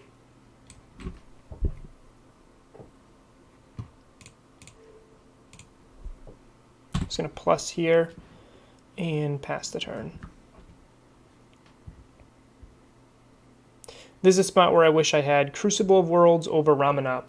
This is the one matchup we were talking about where I feel like it's actually better here. Game 1 against Field of Ruin when you're getting Field of Ruin to death. They're just going to flash and a snap. Yep. That's one reason why I didn't want to minus. I didn't want to expose snap to beatdowns here. Expose Karn.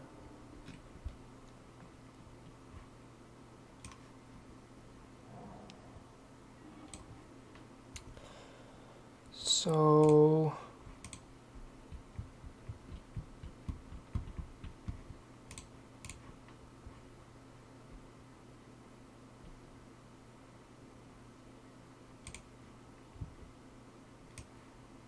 Oh, that's neat. Because Force Negation exiled it. I want to Titan next turn. Right?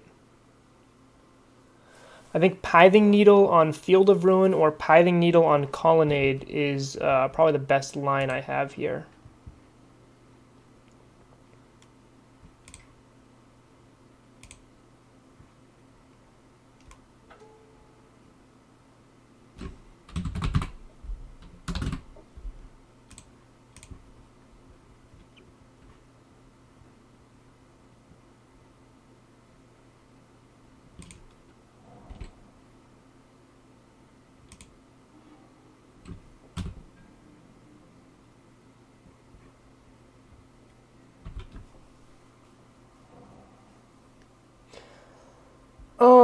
Cage is an interesting option in the sideboard. I think it's useful. I don't think it's particularly necessary. It certainly helps against Devoted Druid styles decks, but I'm already favored against Dredge. 1, 2, 3, 4, 5.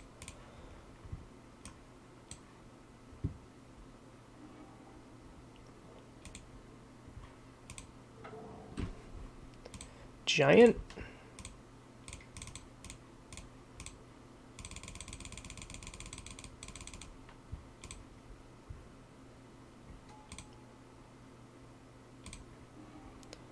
Okay, so I have 4 different names. They cannot Field of Ruin. I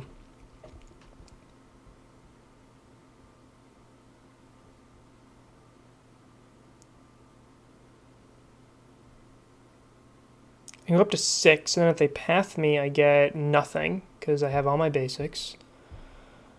I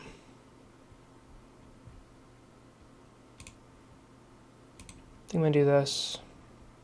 I think that Piling Needle is going to do some work here. So Cage is really good in the sideboard. It was especially good when Hogak was in the meta. No, thank you. Drawing on my basics has been super painful this match.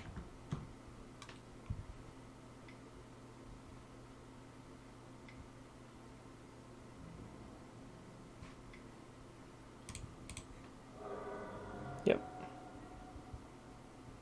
2, 3, 4. 4. 1, 2, 3, 4, 5. So I can't get another Titan this turn. But I can.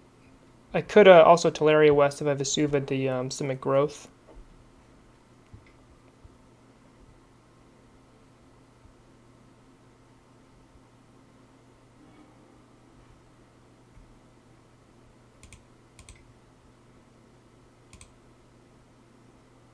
That seemed weird.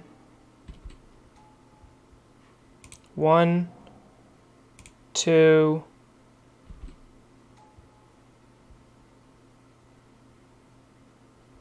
Maybe I think I must sequence that. Yeah, I definitely missequenced that.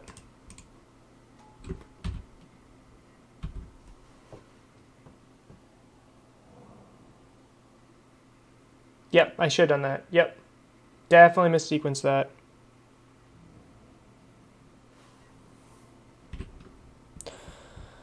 Also, it's arguable I should have Teleria Wested for Radiant Fountain, just to help push my life total up a little bit.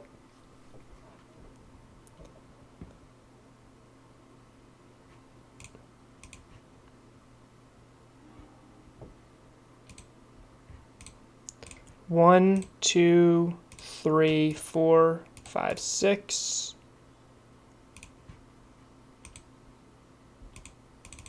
So I cannot attack with this Titan, but I can gain some life now.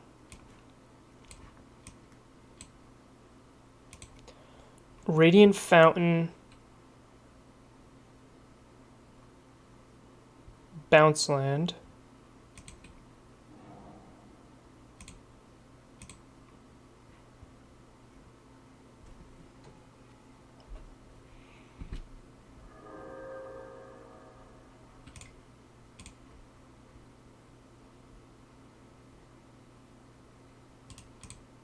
What do I want to do here? I can gain 2 more life, go up to 10, which seems pretty relevant since I'm on a quick clock here.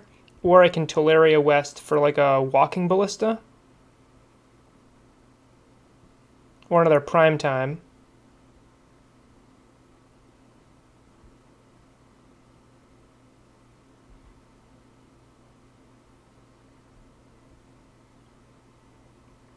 I don't run, this is game 1, I do not run the Blue Pact main board.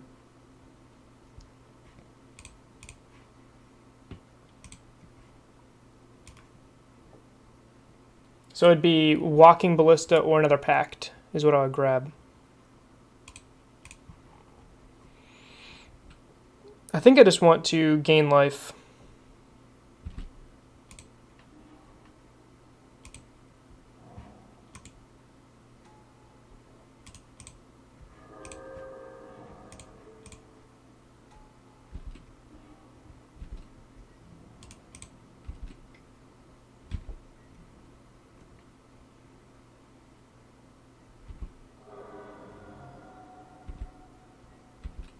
Because I'm in a pretty good... They need a board wipe here. And even if they get a board wipe, I just need to draw lands to slowly win them out. So they needed a board wipe. And then they had... After they board wiped, they had me on a 3-turn clock. But any bounce land and I tightened them again. So Ramanop's coming in here. Rexage is usually useful. Thragtusk is interesting here, as is Dragonlord Atarka, just as extra threats. Pact of Negation is definitely coming in. Explosives isn't always great. Ballista is amazing. Okay. Cards that aren't as good. Usually Radiant Fountain gets the cut here. Usually like 1 Pact. Grazer's not as good as Scout. Explorer's also a little bit weaker. So of these, Pact is definitely in. Ramanap's in. Rexage is in. So I have 5 cuts of these 7, so I get to keep 2 of these 7. I think I like Thragtusk, just as an extra threat.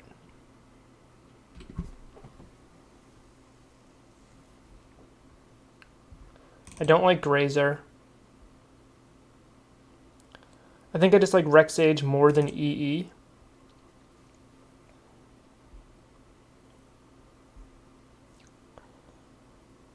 Fine trimming 1 Pact.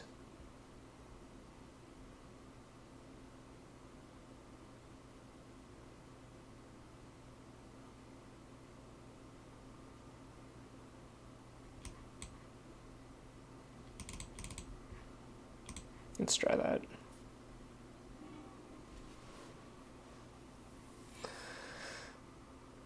See you, Capolo. Thanks for hanging out. Glad to have you for a little bit.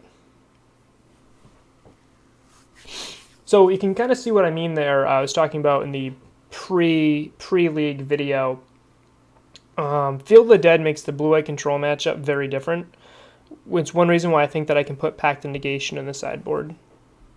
Yeah, this is unfortunately got 2 basics in it, and we kind of saw what happened last game when their Field of Ruins and Paths just turned all of my basic lands into silliness.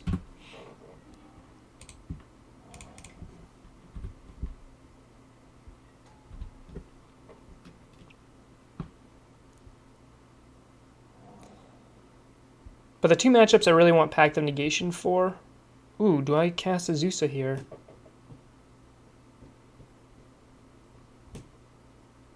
I don't think I do.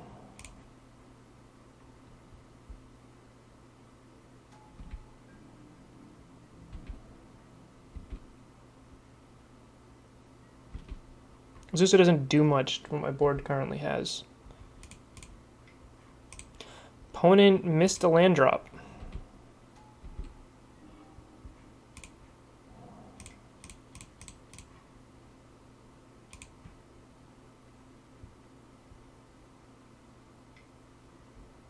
Sure.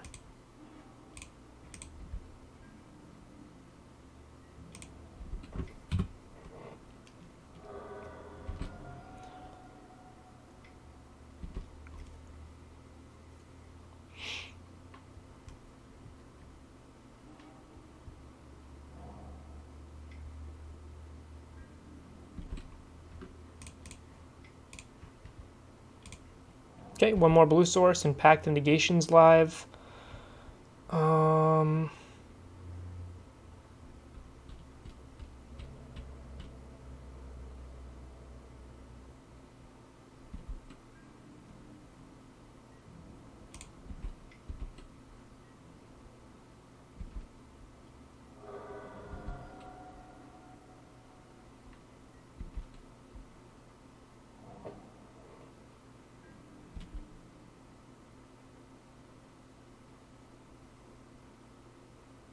Go on, Field to ruin me. Come on.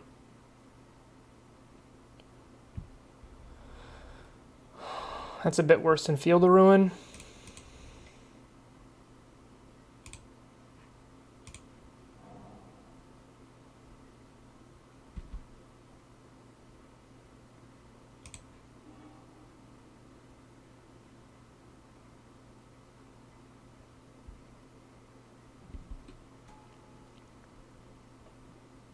Man, if I had a gemstone mine, I could have pacted that. 1, 2, 3, 4, 5, 6. So I can play a Titan. I just don't get any benefit from him. Man, that is so painful.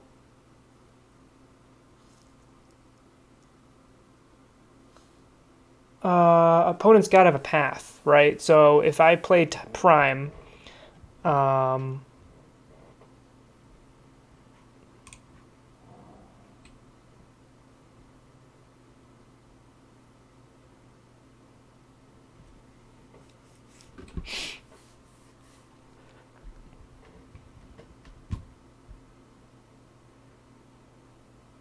yeah, it's like the single best thing they can have against me. I think I just have to play Primetime here. Or not, or do I wait till I get second blue source? So there's tapped out here. 3, 4, 5, 6. I think I just play them, unfortunately, because I'm trying to think, like, if they have the path.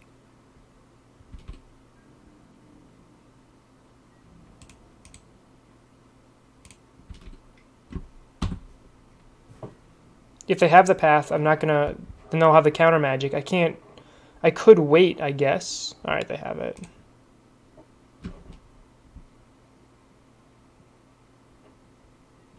Yeah.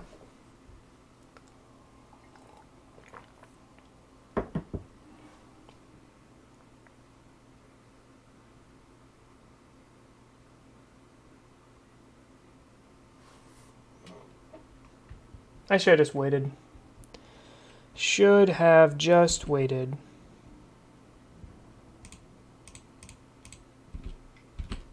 Patience, Michael.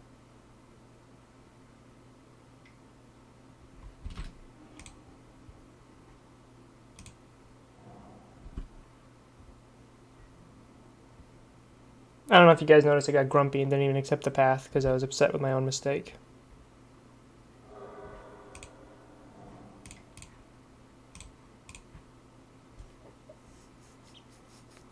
Alright. It's a good matchup. They just have a one really good card against me. Sure.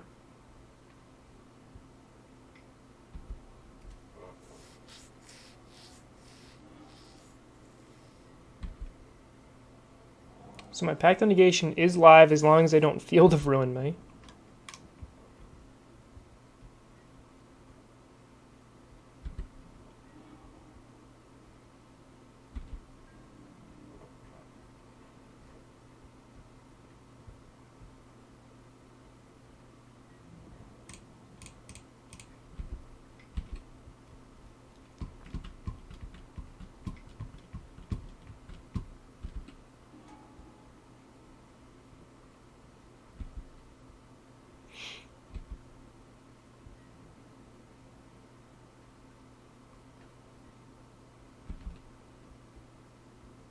That's fine.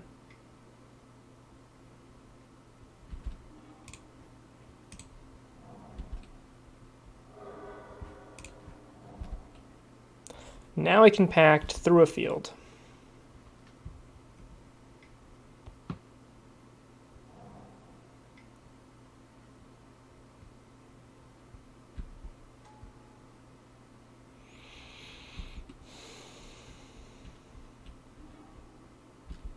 Okay. Slayer's Stronghold lets me kill this Ashiok. Karn. 2, 3, 4. Do I just Lattice Lock him here? I think I do. 1, 2, 3. Yep. Just win. Just win. 1, 2, 3, 4, 5, 6. Counter it.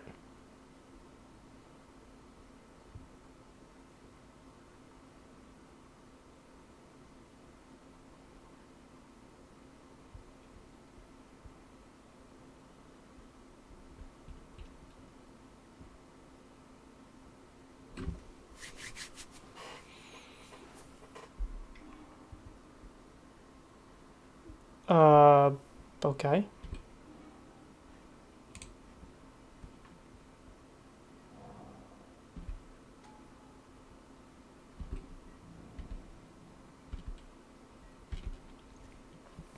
Does your opponent not realize he's dead?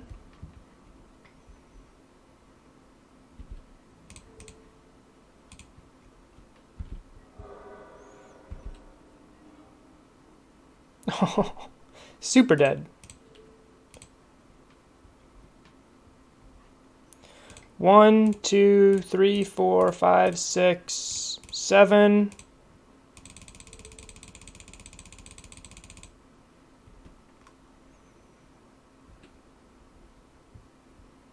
I didn't even need, I just needed time to eventually draw a threat. And that's it. All right. All right. Other than Neoform nonsense, we've done okay.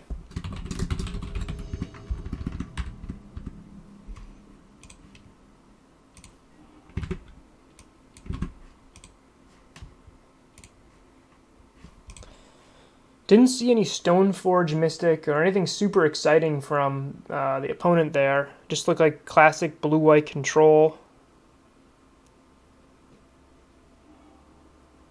Yeah, Sands a keep.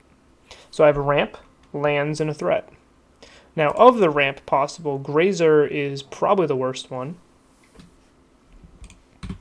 Looks like we're up against Merfolk.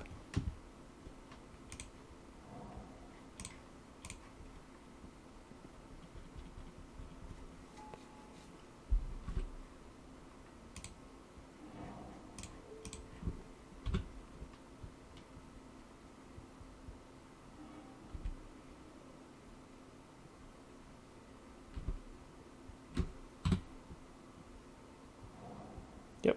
Merfolk or Spirits is what we're looking at here. Sure.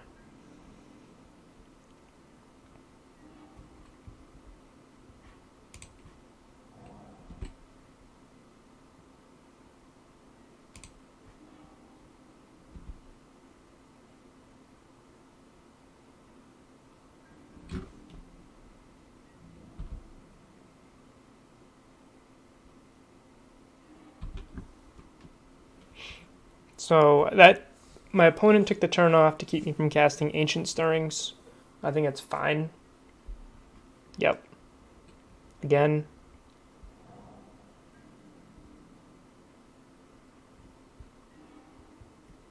Okay, 5 cards in hand and Vial on 2. I can play another bounce land to bounce my bounce land. That just doesn't seem like it does a ton.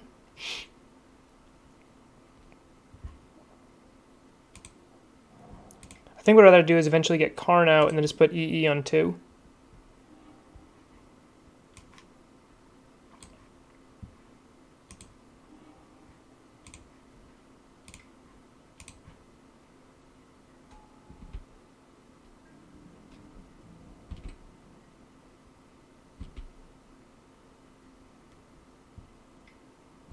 Okay.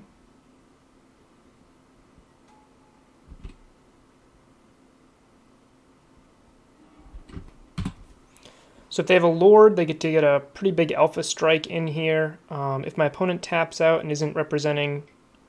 Vial stays on 2, which can actually mess up my primetime plans a little bit.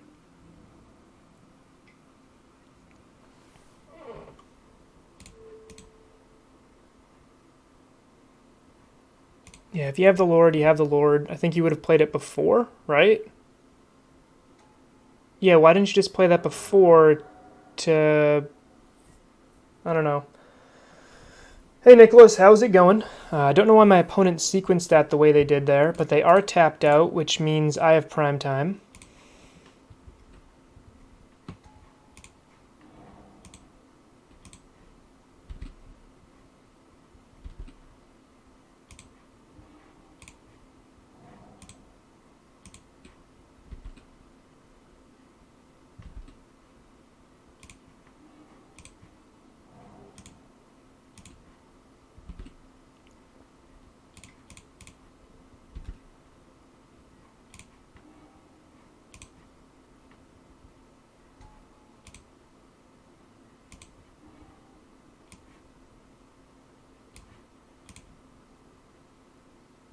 Let me think what I want to do here. Do I want to attack?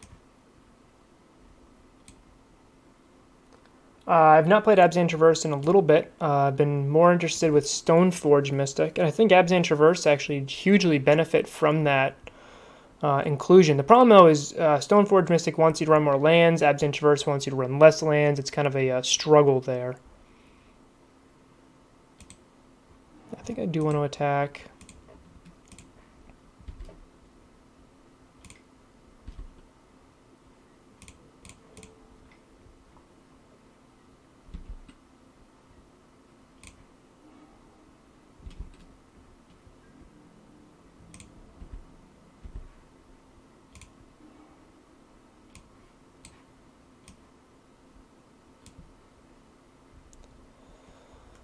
So I can get 2 bounce lands and have enough mana to play Karn, which I don't think is super relevant at the moment. What I think I actually want to do is just set myself up for the future. Regain some life. Ghost Quarter can kill a Mutavault. Yeah, I like that.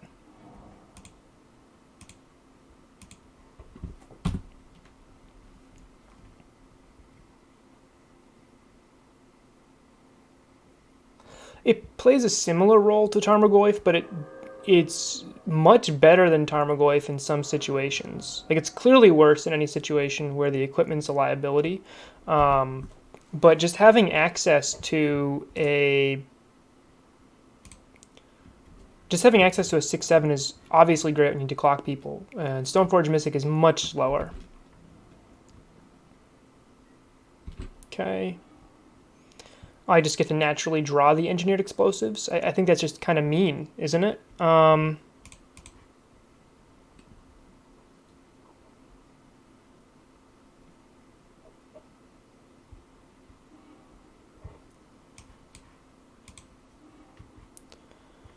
2. Well, let's just actually do this correctly. If our opponent's got a removal spell, they're spending it on the Titan, not on the Azusa.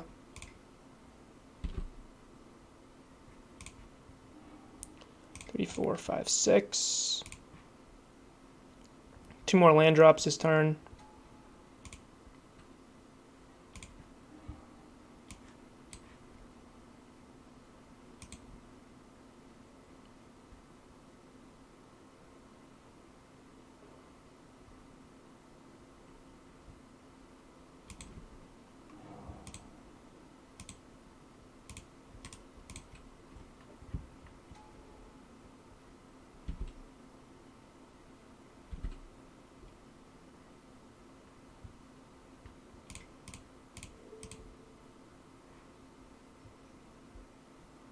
Don't see how my opponent's going to get out of this. They have to play the tapped dude down, right? Like, he loses all abilities.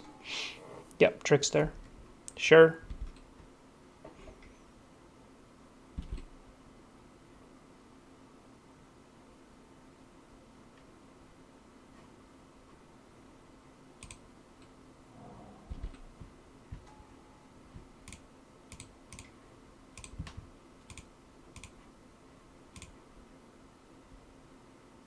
And I believe I have lethal. Yep. Okay, so Abraid's good here. Dismember's good. Rexage is good. I'm intrigued with the life gain.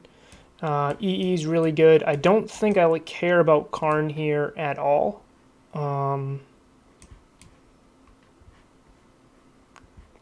Jukabog's actively bad.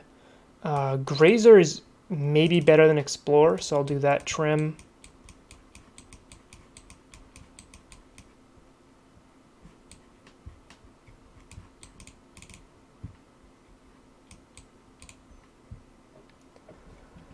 Yes, so I actually, Abzan in general with Stoneforge Mystic and Tarmogoyf I think is interesting. I would actually be interested, I'd be really interested in a deck that runs Stoneforge Mystic and Grimflayer, simply because Trample on a sword is really, really good. It's something that I've discovered while playing with Dreadhorde Arcanist in Swords with my Mardu Modern Streamers League.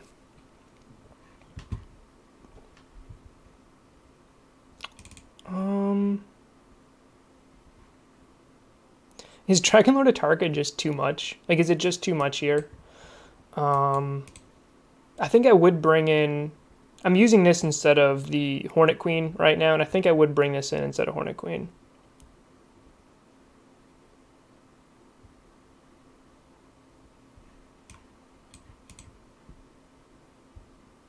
Just don't think I need Thragtusk. Disappointment. I love the big boy. Hey, Funky Bass, how's it going? Good morning. Last match, playing against Merfolk here. We played round 1 against red-green Eldrazi, which I think is a fine matchup. Our opponent took it in 3. Game 1, they had exactly what they needed. They needed to exactly top deck a land after getting the obligatory off of the Matter Reshaper. I even Ghost Quartered to make it so they had to draw the land instead of having it in play. Ghost Quartered in the Eldrazi Temple. And they got that. Then we beat somebody up. What was it? Beat Eldrazi Tron. We lost to Neoform, which is stupid. We beat Blue-White Control handedly, despite the fact that I missequenced a line. And right now we're up against Merfolk, up 1 game. And I think this is a fine matchup. I think it's like maybe 55-45. I do think Merfolk has some pretty strong lines against me. So this hand has a turn 1 Scout, right? Scout's really good in this matchup. I also have an Amulet and an E. I'm just missing a bounce land, so I will keep this hand. Oh, Nicholas, thanks for hanging out. I would like to do another Abzan Traverse League. I think we just have to wait right now. Abzan Traverse struggles when everyone's going bigger than it. It's good at getting under the slow decks, but Jund right now is able to go bigger than Abzan Traverses and doesn't much care about lingering souls. So I think Abzan Traverse's time might shine soon when the meta adjusts a little bit. And we get to a point where, again, people are just trying to do the tempo game plan, with Abzan Traverse is slightly bigger than that. Like, there's a tempo game plan, kind of like Grixis Death Shadow. There's Abzan Traverse's game plan, and there's Jund's mid-range game plan. Abzan Traverse is in between the two. It beats up on the tempo, but loses to the mid-range. It used to beat up on the mid-range too, but Renin 6 is just a house against our deck.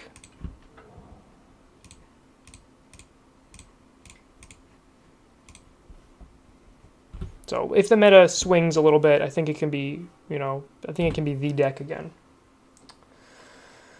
Having some coffee. Here. I never know where the camera is. I always move it around.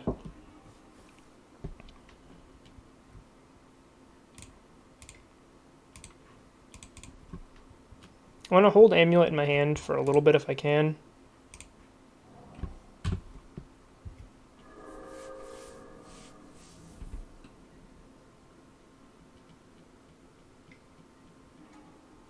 Oh. No. Alright, well I should have had a Vesuva in play. Should not have F6'd. Hopefully that doesn't come back and bite me. My Stoneforge Mystic Druid list with running 2 Collected Companies. Yeah, I like that deck a lot. I'm glad you're doing well with it. Alright, well I have blue mana now.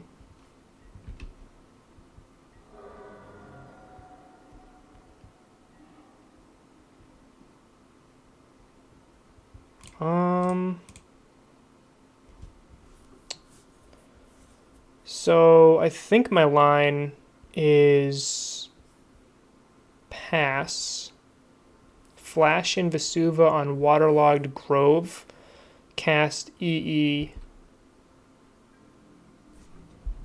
Actually, let me see. I can Amulet. Yeah, I can do that right now, so I think I'll do it right now.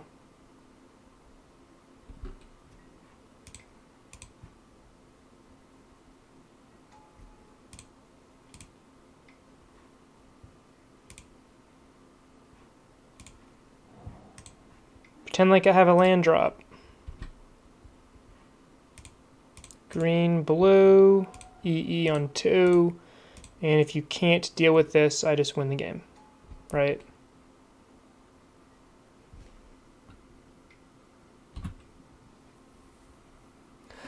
People have been kind of critical of Sword of Fire and Ice in Coco in general. I think it's the one of the reasons to play Stoneforge Mystic with the Coco Shell. Having access to Birds of Paradise, being able to swing, draw you more cards. There's been a few different times where, like, I have infinite mana, but then I just has Sword of Fire and Ice, and that I use that to draw extra cards.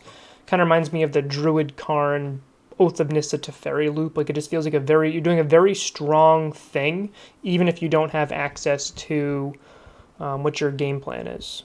So I think I just play another Scout.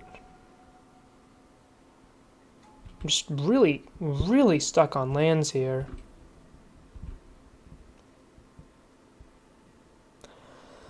Why is Ether Vial on 3? Anyone know? Hey, Francisco, how's it going? Oh, that is weird. All right. Yeah. I mean, it's better than them hitting at prime time, I guess. Like,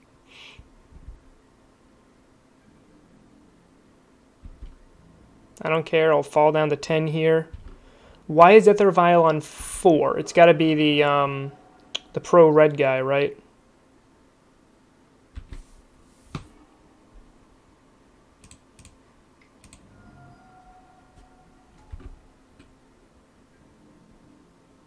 Wavemaster. Yep.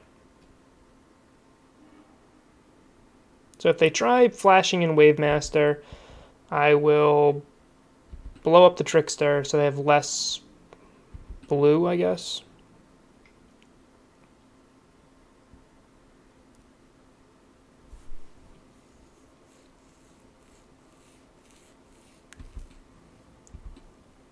I'll go to 5. Need a bounce land. Got a bounce land. Alright, so our opponent's probably got a counterspell, right? So I go 2 mana.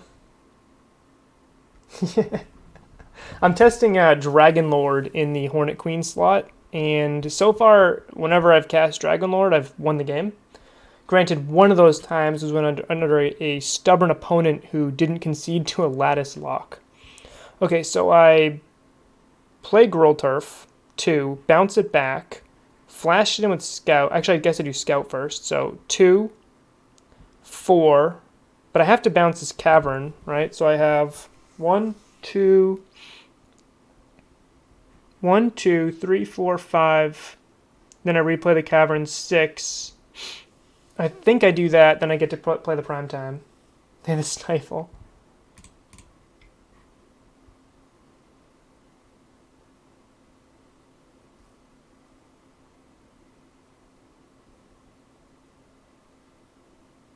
You'd lead on the Abrade.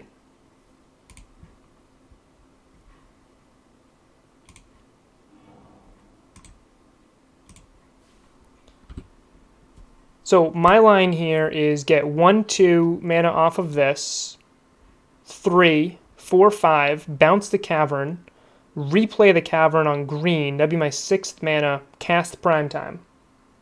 Right? Yeah, I don't think I have enough mana to Abrade also.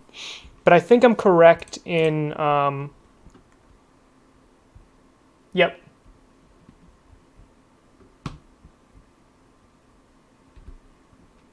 But I think I'm correct in bouncing this Cavern. Named Giant.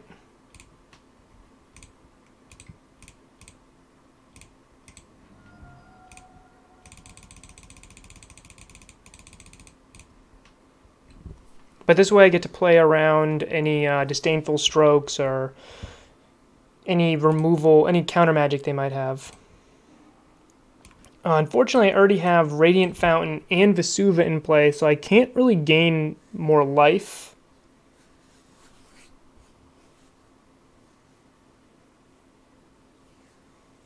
I didn't have to worry about Unified Will, though, because of the... I guess I could have cast Scout first and not worried about the Cavern.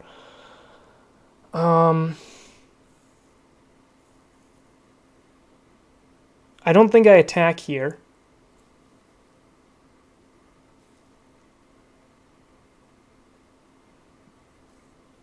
Because if I attack and they have another Echoing Truth, they'll bounce the Titan before combat, and then I never get my 2 lands that untapped to use Engineered Explosives.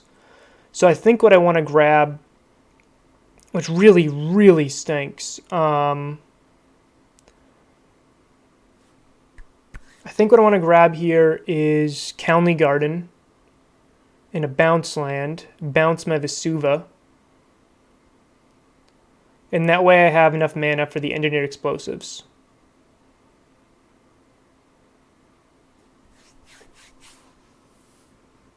Yep, same line, great. I don't know what the delay is, I don't know, I assume you typed it before I said it, just because you're smarter than me.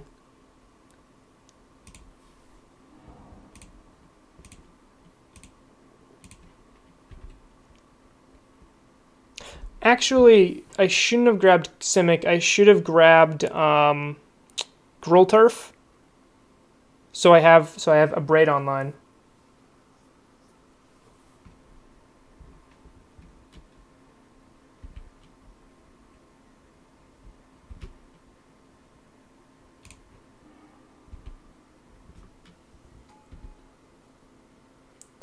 And next turn yeah, delay's bad. All right.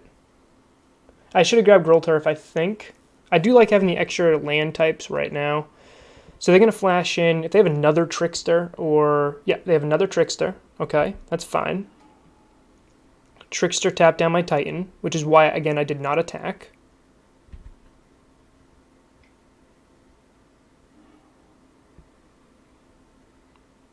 I have this Engineered Explosives on 2, which I have to use.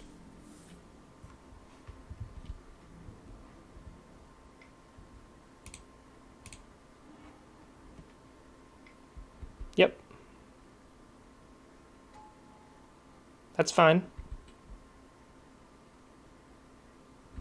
Dragonlord Atarka makes that look silly.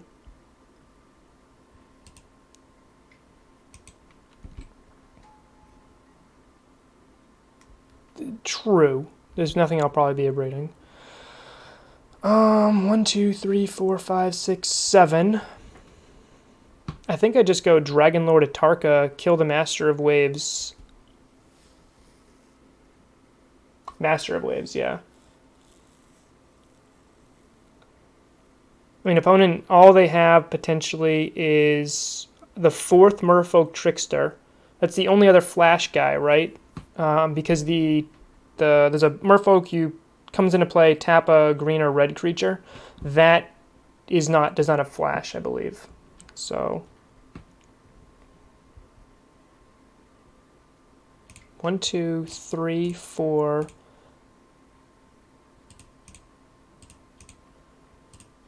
I think I want to braid the Master of Waves, actually, instead of use the Dragonlord Atarka. Because if they end up... I really don't want them to... What's that? Unified Will my Atarka. So let's go... Vesuva on Grolturf.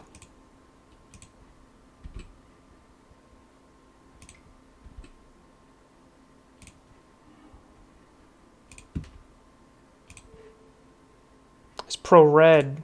Okay. He's pro-red, so Dragonlord Atarka can't hit him anyway, huh?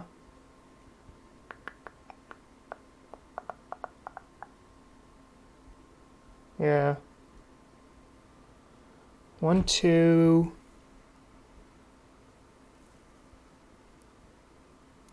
I can Vesuva Cavern of Souls, cast Dragonlord, ping all these elementals.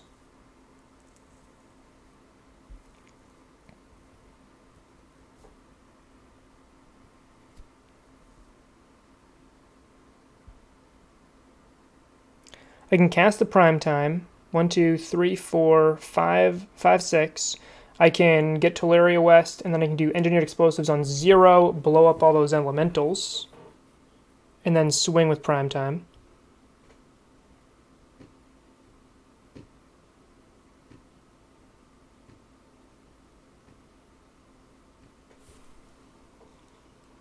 Still loses, that line still loses to Unified Will.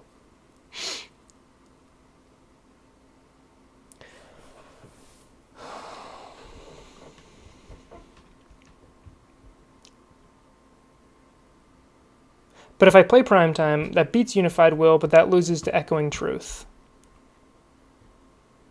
I think I'm supposed to play Prime Time. 1, 2, 3, 4, 5, 6.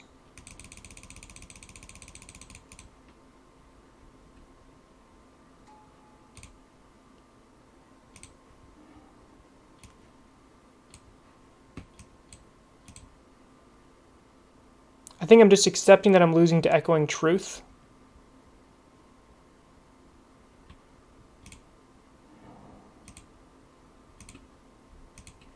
They have 3 cards in hand. We've already seen 1.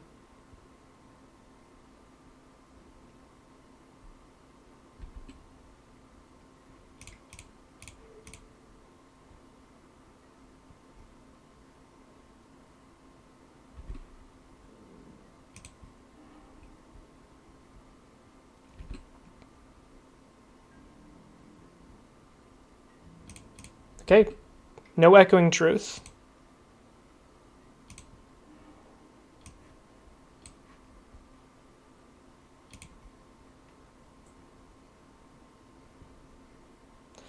So I'm going to go Grolturf, Field of the Dead, right? 1, 2, 3, 4, 5, 6. And then I'm going to go Gemstone, Sunhome.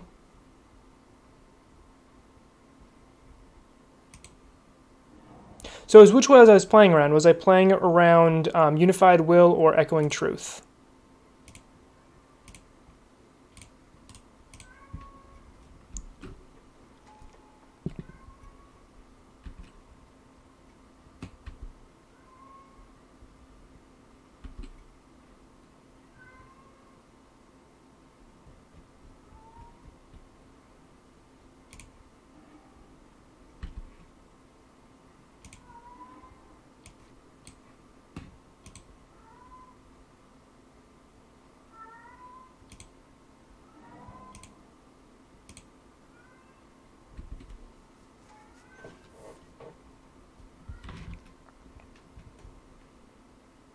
You're saying play Dragonlord Atarka, right? That's the line you would have taken?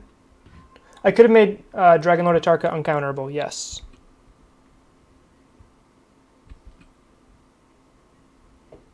One, two, three, four, five, six. I mean, now I have the option of either Sunhome or Dragonlord.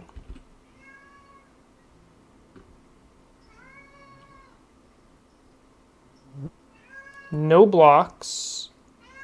Does that mean I just go for the Sunhome? If they had Echoing Truth, they would have already played it, right? And now I don't have to worry about Unified Will anymore, right? 1, 2, 3, 4, 5, 6, 7, 8. We're tied. Yeah, you can hear Sawyer.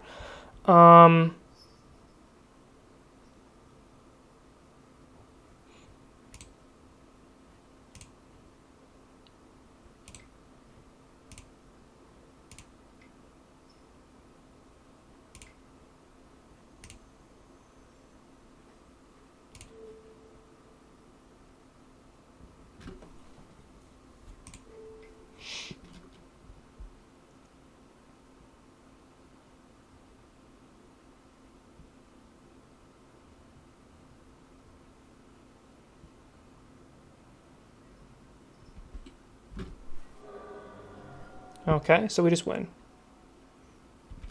No? All right.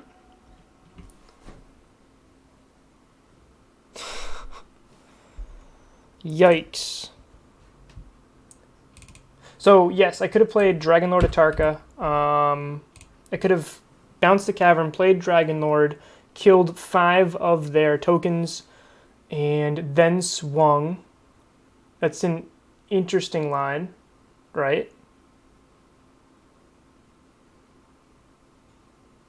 I was holding up single Abrade with the Scout and the Vesuva. I was also, with Scout, I was also holding up, that way they couldn't, like, Spreading Seas me and do anything there.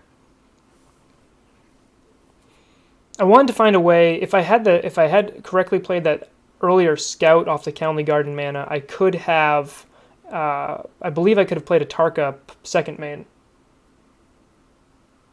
Yep, but even Seas wasn't going to kill me because I had the bounce land Vesuva with Scout, so I just bounce whatever land they seize, it falls off, and then I have all those zombies to... I don't think I could lose from that spot.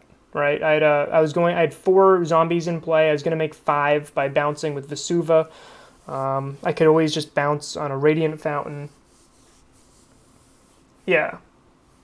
I'm just trying to think of anything else I could have done there. I definitely lost to... That line I would have gotten blowed out by Echoing Truth, but they didn't have it. Yeah, Merfolk, I wasn't super worried. They had to have exactly a second Echoing Truth to even have a chance in that game. And I was struggling to find a bounce land for most of that game. I think Field of the Dead just makes so many matchups, so it puts so many spots where you just didn't need to. So many spots where you had to go through these really archaic lines to try to find the way you couldn't win. When usually now the answer is, we'll grab Field of the Dead, get 6 power, 4, get a bunch of power in play, and even if they deal with prime time, now they have to deal with your zombies. That's true. I mean, the best cards they have against us, they saw them all that game. They saw the Merfolk Tricksters. They saw the Echoing Truth, which are all the cards they had to worry about. But we had the Cavern. I wonder if that Cavern played more of an impact than we realized. I wonder if they actually had the counter magic that I was playing around. I kind of wish I just cast Atarka just so I could have cast her. But it is what it is. So, Francisco, differences between your list and my list, I believe I am running the Bojuka Bog main instead of the Pact of Negation. I do like having the 29 lands main, and I've been finding Bojuka Bogs in more useful main board than Pact of Negation. Those are the cards I feel like I side in or out the most. I'm also running, I really like this split here with extra ramp spells. So then what if I'm playing against decks where Secure Tribe Scout isn't as good, like against Run and 6, I get to have ramp spells that help me. And a Grazer has been pretty... I think one Grazer, I don't think I'd ever want 2, but I'm pretty happy with the 1. There's been a few times I've pacted just to get that Simian Spirit Guide. It's very, very slim, but the reach has been relevant. An extra blocker early has been nice, and Explore is just a pet card of mine that I really do enjoy. I think 3 Karn is correct right now. I know we were both running 4 for a little bit. And then this sideboard, I'm still not in love with... You're going to have to sell me on the green Force of Vigor. Yeah, need them Bogs for all them Hogeks. I mean, Dredge is still a real deck, and without Bog mainboard, Dredge is a much closer matchup. In sideboard, I've been seeing Dredge bringing in that red enchantment that costs 1, you name a land, it loses all abilities, but can tap for any color. Naming Bojuka Bog, because it's single-handedly the best card in our deck against them besides Prime. Alpine Moon, thank you. So all in all, lost to amazing top decks on our Red Green Eldrazi opponent. I think that matchup's fine. Lost to Neoform, beat Eldrazi Tron, beat Blue White Control, and beat Merfolk.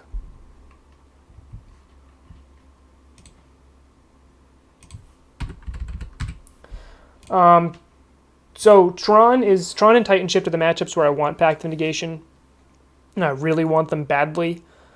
I have not been seeing too much Titan Shift, no. But yes, I would absolutely want Pact there. I actually feel like we're a bit of a dog against Titan Shift, oddly enough. I don't know why. I feel like they always have it against me. They always have a land removal spell. And Tron, I don't think we need much help against Tron. I think Karn puts that matchup into a spot where, even not having the Pact main, I think we can often be fine. Just with a Karn minus grab Pithing Needle, name Karn Liberated, pass. I think that usually locks down their board enough.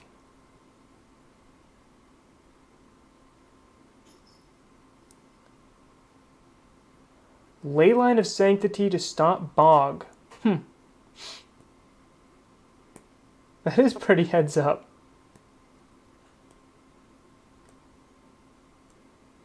Yep. Yeah, they're definitely gonna have Alpine Moon. That helps them against not only just it helps them against Tron, it helps them against Valakut, and it helps them against us, which is 3 of their tougher matchups, I believe. So I think I might just pick up a Force. I have one on MTGO. I don't have one in paper. I like Force a lot against a lot of these prison decks, but then again, I don't feel like I need it as much when I'm running 3 Karns and then I got the pair of Abrades in the side. I just feel like we have a lot of artifact hate already. Yeah, you can definitely beat Dredge. I mean, don't take this the wrong way, Francisco. You telling me you're beating Dredge without Bog main is like Sodek telling me that Titan Ship's a fine matchup. Like when you're one of the best players in the world playing a particular deck, you're going to have a higher win rate even in spots where maybe you shouldn't. Yep.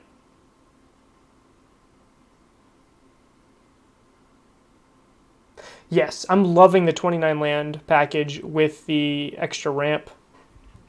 I've really been enjoying the Singleton Explore.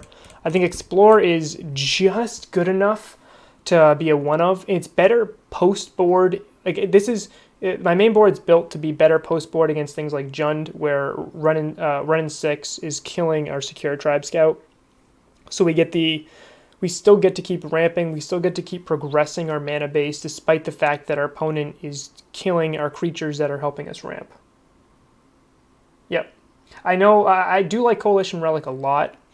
I just think there's a lot of artifact hate against it right now. But that's it for my, what is that? Yes, I like your list a lot. Coalition Relic I think is a bit of a liability compared to something like Explorer or Grazer. It's got a much higher ceiling, right? But I think there's a lot of Kolaghan's commands running around that can just kind of blow us out. There's a lot of artifact hate. People bring in obscene amounts of artifact hate against Amulet just because of Amulet, which is a mistake. But I don't want it to be punished by our opponent sideboarding incorrectly.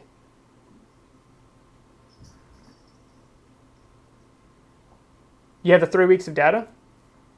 Are you going to be posting that?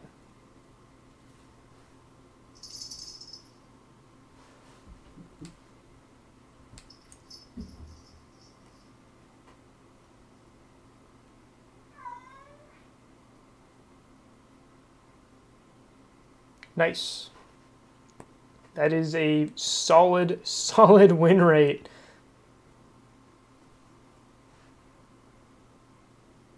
Did they mark out which matchups you've been playing? That I'd be more interested in seeing what. Yeah, I found I was siding out Relic too. Just like I side out Explorer and Grazer a decent amount too, because those are my lower powered ramp spells come out when I'm bringing in things like a Braid, Dismember, things like that. For 20.69.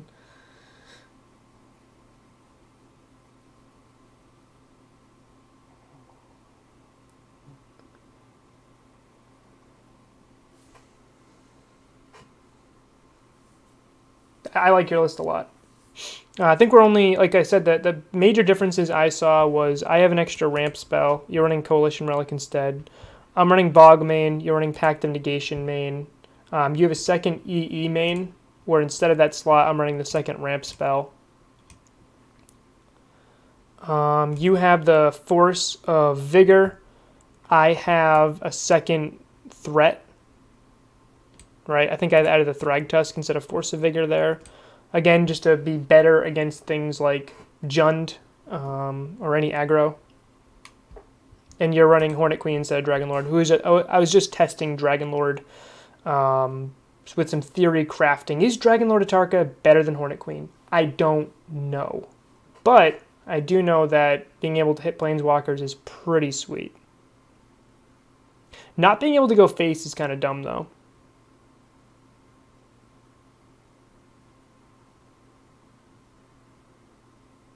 Yeah, like I said, I like your list a lot. I still miss the white splash. I don't know why. Just seeing a braid in my sideboard makes me like, oh, how am I gonna kill Death Shadow? And I don't think we have a good answer for that.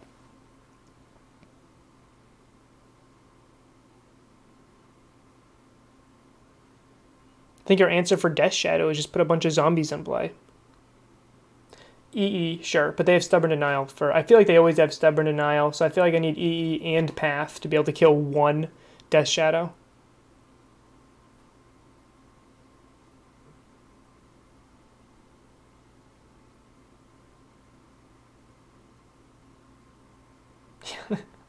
I feel like they run 14 stubs when I play against them. Like, alright, they have one card in hand. What is the chance it's stubs? Oh, it's stubs. I'll wait till next turn. Oh, they have one card in hand. What is it? Oh, it's Snapcaster. Okay, I guess I die.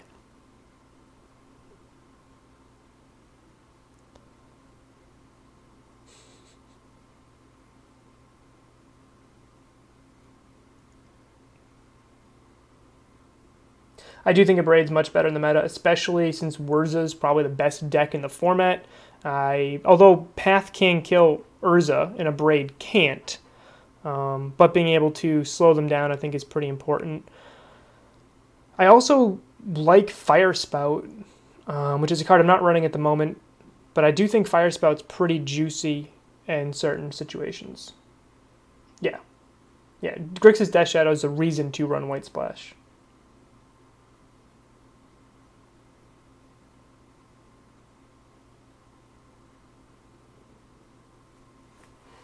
Yep. So one of the reasons I wanted to try out Dragonlord Atarka was I was actually trying out Dragonlord Dromoka in the White Splash. And it was... She did fine, he did fine, it did fine. Yeah, a braid comes in a lot, especially because Damping Sphere is such a useful card people can just easily sideboard. I've frequently wanted 2 Rex Sages just because of that. Hey, the great Todd man, thank you for the raid. Welcome aboard. Welcome aboard. Glad to have you. Talking some Amulet Titan here. This is a small prep before we have the Modern Streamers League with the Amulet boys. We'll have Francisco, Punthenwine, and myself as the hosts and commentators on the Modern Streamers League tonight. We will have some Amulet action as well.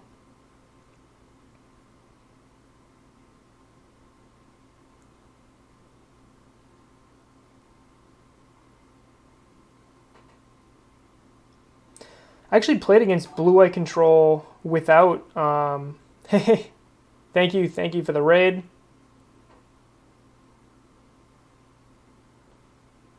I do think Dromoka is awful too. I wanted to try it out. I like trying things out in the sideboard slots.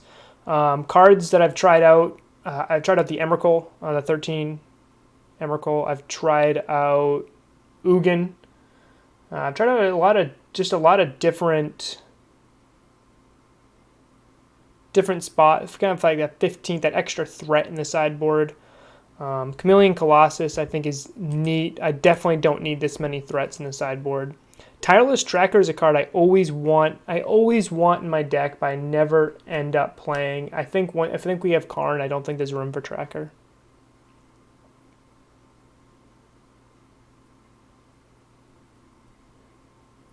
Yeah.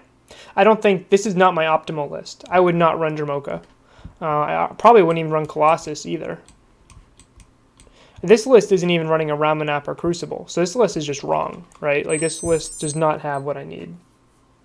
Yeah, that's how you find out they're bad. So welcome everyone who's raiding from the great Todd man. Just a little bit of Amulet Titan chat. Please tune in tonight to the Modern Streamers League.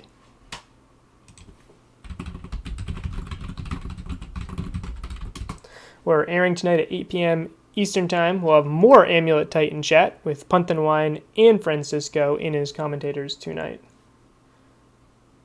Yeah, Tracker is a card that... So right before Karn got into the deck lists, I finally found a list I was really happy with Amulet Titan, and Tracker was in my sideboard, and Tracker dominated, dominated leagues, dominated small tournaments, and I just was very, very happy with her. And then Karn came out, and I was like, oh, I kept Tracker in the sideboard, and I was wrong. When we have Karn main, we don't have room for a Tracker in the side because Karn does basically that lattice slot is eating that extra threat, and Karn main diversifies our threats anyway, where we don't always need a threat to handle. Because a lot of people at that time were permanently removing all our prime times and saying, "Oh, you can't win now," and we definitely can with Karn. We definitely can with Field of the Dead. We definitely can through that. But the Tracker is such an amazing card in Amulet Titan, and just kind of shows how powerful the deck is when a card that basically says get multiple clues per turn, become a giant game-winning threat by yourself, isn't good enough right now.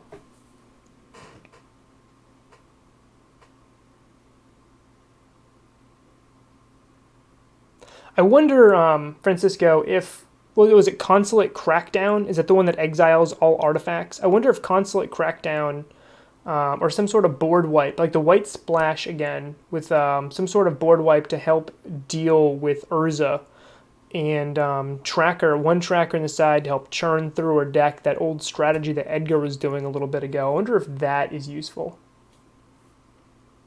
Yeah, Karn for Wormcoil. Wormcoil is fantastic.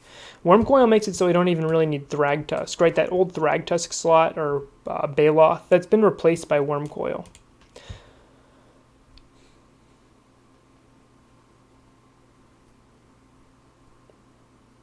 I've just been beating people just with Field of the Dead. Even if it's not right, it's fun and it feels right. It feels good, Just having that Field of the Dead make your Titan into a better Grave Titan, especially when you Field of the Dead and then you play a Vesuva on Field of the Dead and say, I don't care what you do to my Titan, you're just dead.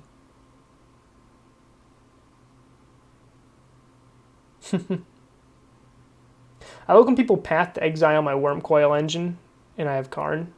I had an opponent earlier, Force of Negation and Amulet, and I was like, oh, I could get that back. I didn't, there's better things to get, but I could have gotten it back, which is neat. Tragic Arrogance, I think that's the one I was thinking of. It's the one with Gideon's picture, right?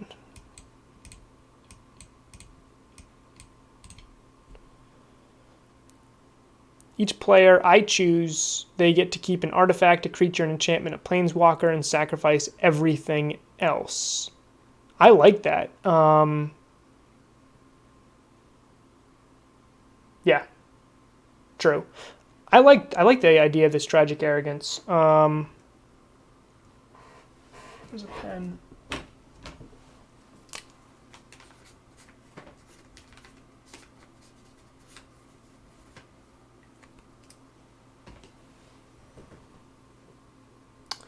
You're talking about the white creature that it's like 5 for a 4/5. But you have to wait. It's like the beginning of your upkeep. You choose a type and make people lose that type. That card is I think it's win more. And this one I get to choose the targets. That one my opponent gets to choose what they keep. So they just keep Urza, sacrifice all their Thopters and giant golem.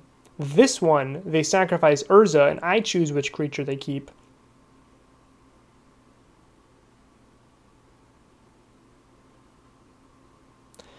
And I wonder if I can pick the artifact creature for their artifact and for their creature if I choose to give them a Thopter. He is tutorable, which is why I said this would need to get paired with a Tireless Tracker as a secondary game plan. Coming out of the sideboard, you have Tracker and Tragic Arrogance, and you use the Tracker to help dig through your deck to get to the Tragic Arrogance. I think that is you need to pair the two together. I don't think you can just throw a Tragic Arrogance in your sideboard and say, well, I hope I draw it, because I don't think in Modern, I think Modern's too fast and too consistent for you to just say, I hope I draw it. I think you need that that secondary pairing there.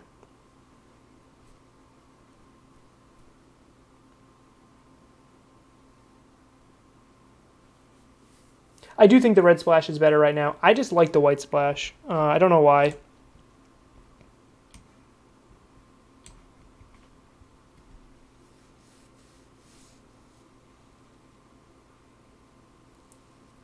I have to pick which version I'm going to be playing pretty soon for the MCQ. Oh, yeah, so it doesn't matter. If you don't pair that with Tireless Tracker, I don't think it's worth running. But it is something that your human's opponent will never name with Meddling Mage. Maybe game 3 they might name it, but I think it's a pretty sweet little spot. I think it's a pretty sweet card. You can bring it in against a lot of different decks. But that is it for my stream today. It is time for me to do some work. Represent some Amulet Titan here. And have a little bit of fun. Thanks for hanging out. Be sure to tune in tonight, 8 p.m.